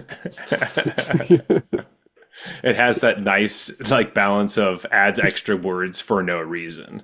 Um, Yeah. It could matter occasionally, but mostly does not. and it won't even be cool when you find out that it does Yeah. something. You'll be That's like, another it'll, like all-time shitty mechanic. yeah, it'll be like one of those that like you're so pissed because you're like, oh yeah, my creature has pro red. Like, what are they gonna do? And they're just like burn it with a devoid burn spell. Oh, so you So used red fun. mana to kill my creature. Interesting. Okay, I thought that I couldn't you couldn't do that. Honestly, thinking about mechanics that I'm excited for are is like super hard. Like, what am I gonna like? It's obviously something that is there, but I was like I don't know. Are we gonna gonna get say like kicker. oh, kicker? That's one. It'd be really cool if they gave us some like variant of kicker. I would Yeah, like that. I'm excited that'd be for fun. like the web slinger mechanic, which is kind of like reach, but because everyone in Spider-Man has reach because they have they're all spiders. Somehow reach and kicker. That's I'm excited that's for the the card. Spider-Man mechanic. I can't wait until they make Spider-Man spawning and they just have like a ton of Spider-Man that you make, like Spider-Man tokens from like creature cards Oh in your dear graveyard. God. No. Well, it's like reach and it has put stun counters on something or because you put it in a web. Oh, totally. Yeah, yeah, yeah. Yeah, whenever this creature blocks a flying creature, put it on the ground. It's like flash reach and stun it when it blocks you. Yeah. I'm excited for And like it's web like, oh, it's shooters. almost like a shitty death touch. Cool. Cool. Which most spiders have. Shitty death touch. They usually have just death touch. I don't know Just what you're actual death saying. Death touch. touch. Spider-Man has shitty stun death touch. Yeah, yeah. Oh, because he's a hero, right? He doesn't kill. Yeah, he doesn't kill. Not like a regular spider. He's not as brutal. Yeah. Oh God. Yeah. All Anyway, right. What about upgrades to the client? Let's talk positive here. Things that all are for right. sure Positive change the game here. things. Um, I'm gonna say this till the day I fucking die. Drafting with friends. Let me fucking draft with my friends. Yeah. If like we have the peasant cube, if the peasant cube could be hosted on Arena and we could just link up in a group and play and draft on Arena and it made the bracket and everything for us, that would be the best thing ever. Like, It's true. Instead, we need like three different. We need arena, then we need something to do the draft and and something that the bracket, and then we need the Discord channel to like keep to talk. Yeah. communication with each other while we do it. It's Just like like, we need too many different programs for such a simple activity. yeah, most games just like let you do it in the client. Yeah, they just let you go play. Yeah, Like, and you can talk to each other. Like, how is that too yeah, hard for them to do? I can talk to the yeah, people I play whatever game with, like, let me right. do And I this. understand not wanting to let me talk to randos I encounter on the ladder, but just only turn it on for like For these friends. playing against your friends. Yeah. Yeah. It's like it seems so simple. Um I don't know. That's what I want the most. I've wanted this ever since we started the podcast. And it Yeah. honestly is like the first time it kind of feels like it. We know that we're getting something at the end of the year. They are dangling that carrot in front of you now, finally. Yeah. Um, It's before it was but just a you pipe know what's going to dream. be funny is they're going to say like, this is now a thing, but not for Mac.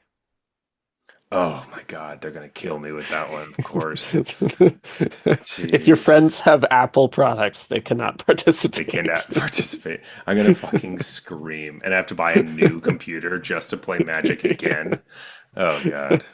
No, you'll be back to like having a virtual machine within your Mac to play Arena, a game you already have on your Mac. Just so I can talk to people, and it runs so much slower and shittier because of it. Oh God. Yeah. No, That don't that make. that's my prediction. I We hate couldn't your get it to prediction. work on Apple, so uh, Uh, yeah, the feature that I've wanted forever, and I know they won't make, but I keep asking for it, is spectator mode, which would help with this. Like when we're mhm, done, often when like we're done with uh, all of the matches in the bracket and there's one match remaining, that person can stream that on Discord and then everyone else can jump in and they can have like they can watch the game from someone's perspective, mhm. right? And we do that kind of thing. It should just happen in client and then you don't have to worry about like not saying anything the person who's playing can hear. Yeah. I don't know. It shouldn't be this difficult to run a tournament among friends in 2025, like on a game that on the client for that game, right? It's I just just, it needs more there's so many more hoops than there should be. yeah, I just like don't understand why this is so hard and Like hell, complicated. you should be able to realistically design the cube in Arena. Yes. That's not something you can do right now, really. Isn't that Like, an amazing idea? Like, oh, everyone just has their own arena cubes that they all make up and everyone just gets to play. yeah. And Like, it's not a pain in the ass because right now you would just build a custom deck, put one of every card in there. Like, yeah. no, It's like, it's the client is not designed to let you do that at the moment. no. But imagine that it could. That would be Yeah. huge. I would love that. To me, this year is kind of the year of the cube. I think I'm trying to move into that world just because I don't Do know you know? what's going to happen Do you with know? like what? Sorry. I I was do just gonna not say the know. best thing about cubes. I think we're going in a similar direction here. The best thing about cubes is you could have a Magic IP cube that does Hmm. not contain any Universes Beyond cards It's true. and play that way. And then you're just So like, these are the cards we play. We ignore all the other ones. You find other people that want to do the same thing. Bing, bang, boom. cube might be the only way that they can't touch that we can fight off the invasion from the outside. Yeah. Though they won't let us play cube, so I don't know what to do. But we'll see. We'll have to see. But anyway, Jeff, last but not least, is there anything that you're looking forward to as far as Pro Magic goes? Maybe personal goals or just kind of anything as far as like the professional scene of Magic moving into the new year. Yes, I think one thing that would make me happy is if a large event, let's say, at least 6 months after the release, okay, after the release of Final Fantasy, a large event is won by a deck that has no Universes Beyond cards in it. That's what I want to see. Yes, I want exactly the same thing Yeah. of like I some mean, pro my tour. head was like, I hope there's a pro embargo where none of them play any of them. It's just like a Uh, gentleman's agreement that none of them touch. I was like, that's never going to happen. no, never. They just want to win. They don't care at all about this, probably. No, But no, they really don't. Most of them, I, like famously Ben Stark, who's not really, he doesn't really compete. He's not really a part of the people, but he has said that like all the cards could just have like be blank with numbers on them, and he would still play. yeah, And everyone's like, okay, whoa, calm down, calm down. Like we're not he gonna is play at the that. extreme on that, Yeah, right? Like, um, I do think part of Magic's strength is the flavor and the yeah. theming of it. Well, you're the Otherwise, only one, so yeah. Um, But yeah, that would just, let's say Final Fantasy is out and there's just a deck that takes it all down and doesn't care about the Universes Beyond cards. I think that's just what we're Make gonna me have to be happy. looking for. Like every tournament's like, hey, is this the Universe Beyond free set or deck? Yeah, It's that's who I like want to win. gotta highlight those ones every time. Yeah. Until there's that one card from Final Fantasy that's just so cool and flavorful and funny that you have to play it and then you fall in love. That's the thing. And there's going to be like, what if they print like a random cancel variant? I think it'd be okay with that kind of thing. If Yeah, what if they print a really good Rakdos Sack card? Okay, but is it like obviously Final Fantasy themed, or is it like they reprinted Village Rites and so the art is Final Fantasy themed or No, no, no. something? It's The like card is Village Rites, a new Onicole Anvil, but it's better and very Final but it's Fantasy. like but it's like Tidus's blacksmith or Yeah, something. yeah. Titus's water ball. What is that Yes, called? Blitz ball? yeah, yeah. Yeah, Blitzball, water polo extreme. yeah, yeah. Uh, It's like I that. mean, I'd play it for Yeah, sure. yeah. Because it was made your deck way better. Yeah, yeah. Yeah. So but you begrudgingly would have to deal with it. You know how you But can like hack into the code and change the art on certain cards? I've never been prompted to do that before, but I can might I might wait, experiment with that. can you do that? Yeah, I think people have figured out ways to like change some of the visuals. Um, Like to actually look good or just like a mod yeah, it's like a mod where you replace a certain art art piece with with the something else. It looks oh terrible because it's yeah, like not it's professionally not done. appropriately sized and Yeah, yeah. um, I think I've But seen streamers do that occasionally and stuff, but yeah, I might actually look into that now I did not know that was a thing. All right, well, wow. Jeez. Watch out Titus's because it's water all just like polo sourcing ball. a file, right? It's like, oh, Right. look here to get this picture, and you can Hmm. change where it's looking. Got it. Okay. Weird. Yeah, Okay. Well, hopefully you don't have to do that, and none of the cards from Universe. Like, I know that I said that Final Fantasy is going to be the most impactful, but I really hope it's not. I really, really hope it's not. You know? yeah, yeah. Yeah, Feels like it will be though. I know. Anyway, Jeff, this is kind of the end of everything. The end of everything. End of our The end episode, but of magic as we knew it. I'm feeling a little bit less like pumped than I thought I was going to. I feel pretty down again. Oh man, Yeah. 2025. I'm supposed to be excited for this year, but Magic has really just thrown a wrench in that. I feel like I've Um, always, every time we've done these sets, or these shows, I've always been excited because there's like four new Magic sets on the horizon. I'm like, oh, that's really mhm, cool.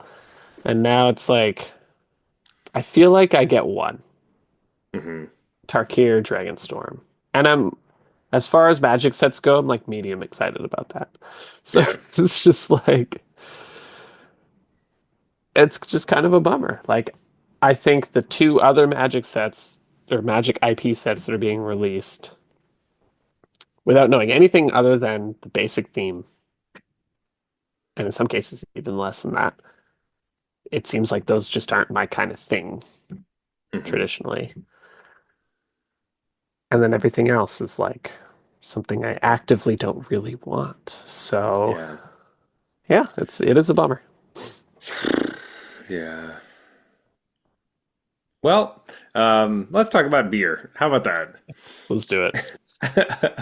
So this is our last call. It's time for us to look at these beers, rate them on a scale from bronze to mythic, just like the tiers in Arena. However, this has nothing to do with what tiers you are in currently. This is just a fun way to rate beers. So don't feel bad when we say the bronze beers are trash. They're horrible. You have to spit them out. You pour them on the ground. You piss on them. You hate them.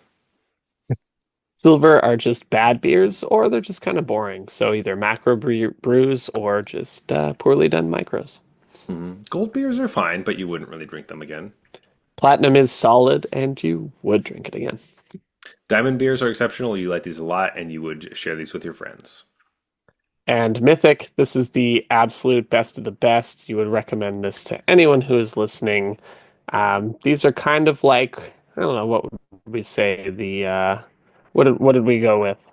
These are the Bloomburrows of the beer world. Totally.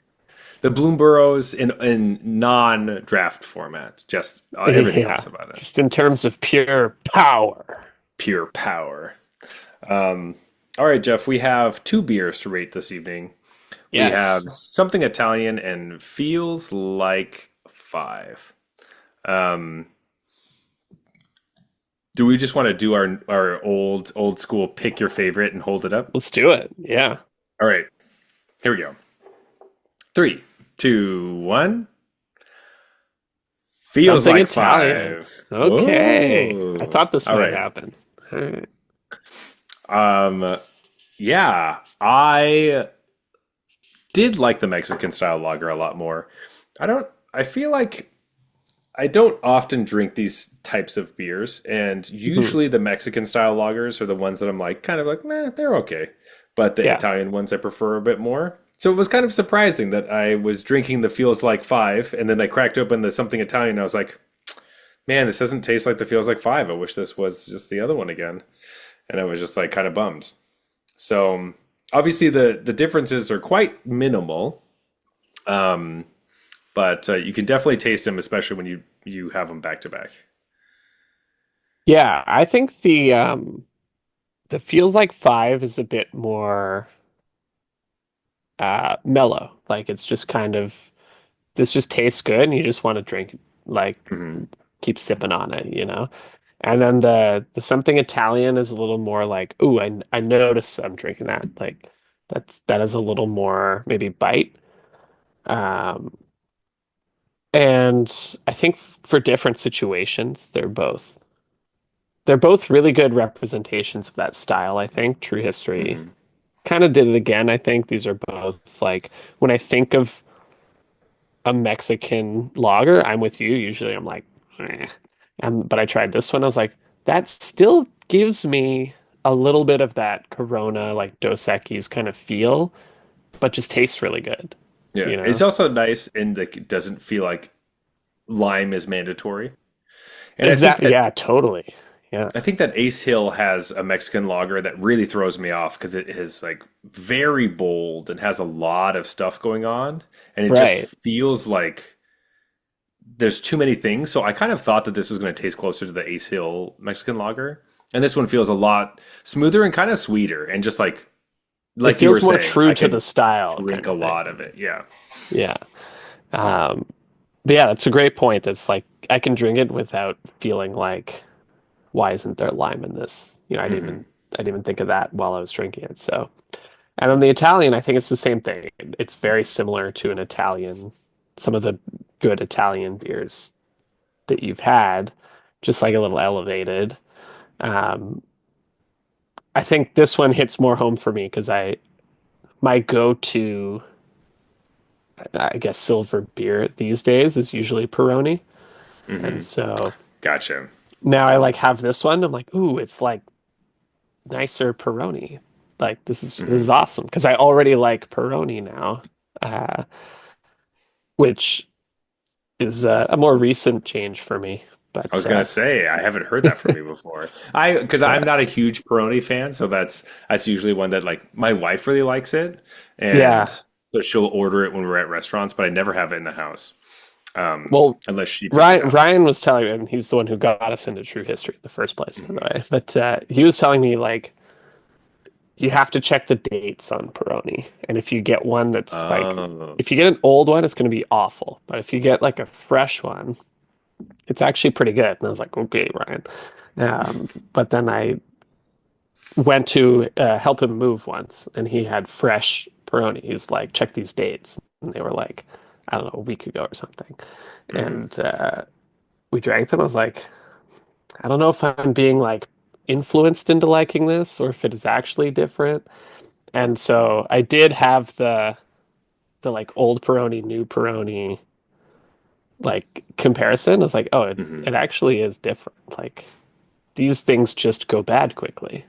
Interesting. All And that's why I right. think everyone has like a different opinion of it. Yeah. Not only like more so it feels like than uh traditional is like with these international lagers or these international pilsner kind of styles, it's like yeah, just check the bottom of the can where they stamp the date, I guess. That's, for some reason that was like a groundbreaking tip for me, even though it seems pretty obvious in It retrospect. does seem pretty obvious, but it's also something I never think about ever. So, Yeah, um, right? It's like yeah, the LCBO is not always going to have the freshest stuff. So that's true. if it's not fresh, just don't buy it. Just don't buy it. Just like at a grocery store, you know? Yeah, yeah, and you'll let somebody else buy it, and then they'll be like, "Wow, this is really terrible," and you'll be like, Yeah. "Yeah, well, you don't pick the mushy tomatoes. Like, what are you doing? Well, tomatoes Yeah. fucking suck. I hate them. Ugh! Why are they so mushy? Yeah, ew, these are awful. I hate tomatoes. I'm never eating a tomato again." I tried to pick the brownest one, but Yeah, I thought that's what you were looking for. Yeah, yeah, exactly. Anyway, as far as ratings go for these, what do you think? I think I'm going diamond platinum. Interesting. I'm gonna go pretty solid platinum for both of them. Nice. Um, with True History, I'll drink literally anything that they have. Yeah. But if I go there, I don't know if I'm specifically gonna pick out any of these ones. But yeah, just like good beers. And if I see these in somebody's fridge, you're gonna be like, they know what's up. Yeah. So I'll take that feels like five, please. yes, absolutely. Um, sweet. All right. I do think some of the German ones we had last time might have been better though. I think so too. Yeah. And so that's why I'm excited to get more of those ones. But anyway, Jeff, it is closing time. Time for us to wrap this up and get ready for the new year. As always, you can reach us at Twitter and Instagram at Arena Regulars, just Arena Regulars. That's our handle. We also find us on Arena itself under the username Arena Regulars Podcast. If you want to talk to me personally, you can find me at Zulberg. That's Zulberg on Twitter and Instagram, as well as regular Zach on Twitch and Blue Sky Social. But Jeff, where can they find you? Best place is our Discord channel. Be sharing updates on Agatha's Soul Cauldron in Pioneer. Hmm. And also we'll be trying to again organize this MTG Arena Peasant Cube, which is so much fun. And so you're going to want to make sure you join the Discord and get in on that. I go by regular Jeff on there. It's a lot of fun. Yeah. I was gonna say like leave us a review and do all that stuff, but honestly, just come to our Discord and join the Peasant Cubes because it's just a ton of fun, and we want to get as And many no people as we Spider-Man. can. No, yeah, there's no Spider-Man in this Peasant Cube, so you're super safe from that. I can't guarantee there will never be Spider-Man because I'm not in charge of the cube, Yeah. but as far as right now, it's a Spider-Man free cube. Knowing Dylan, I actually bet there will be, but Probably, yeah. get in while it's Spider-Man free. Yes, get in while you can. Anyway, this has been the Arena Regulars. Reminding you that while 2025 may seem like a bleak year for Arena, it's still magic and it's still fun. Good night.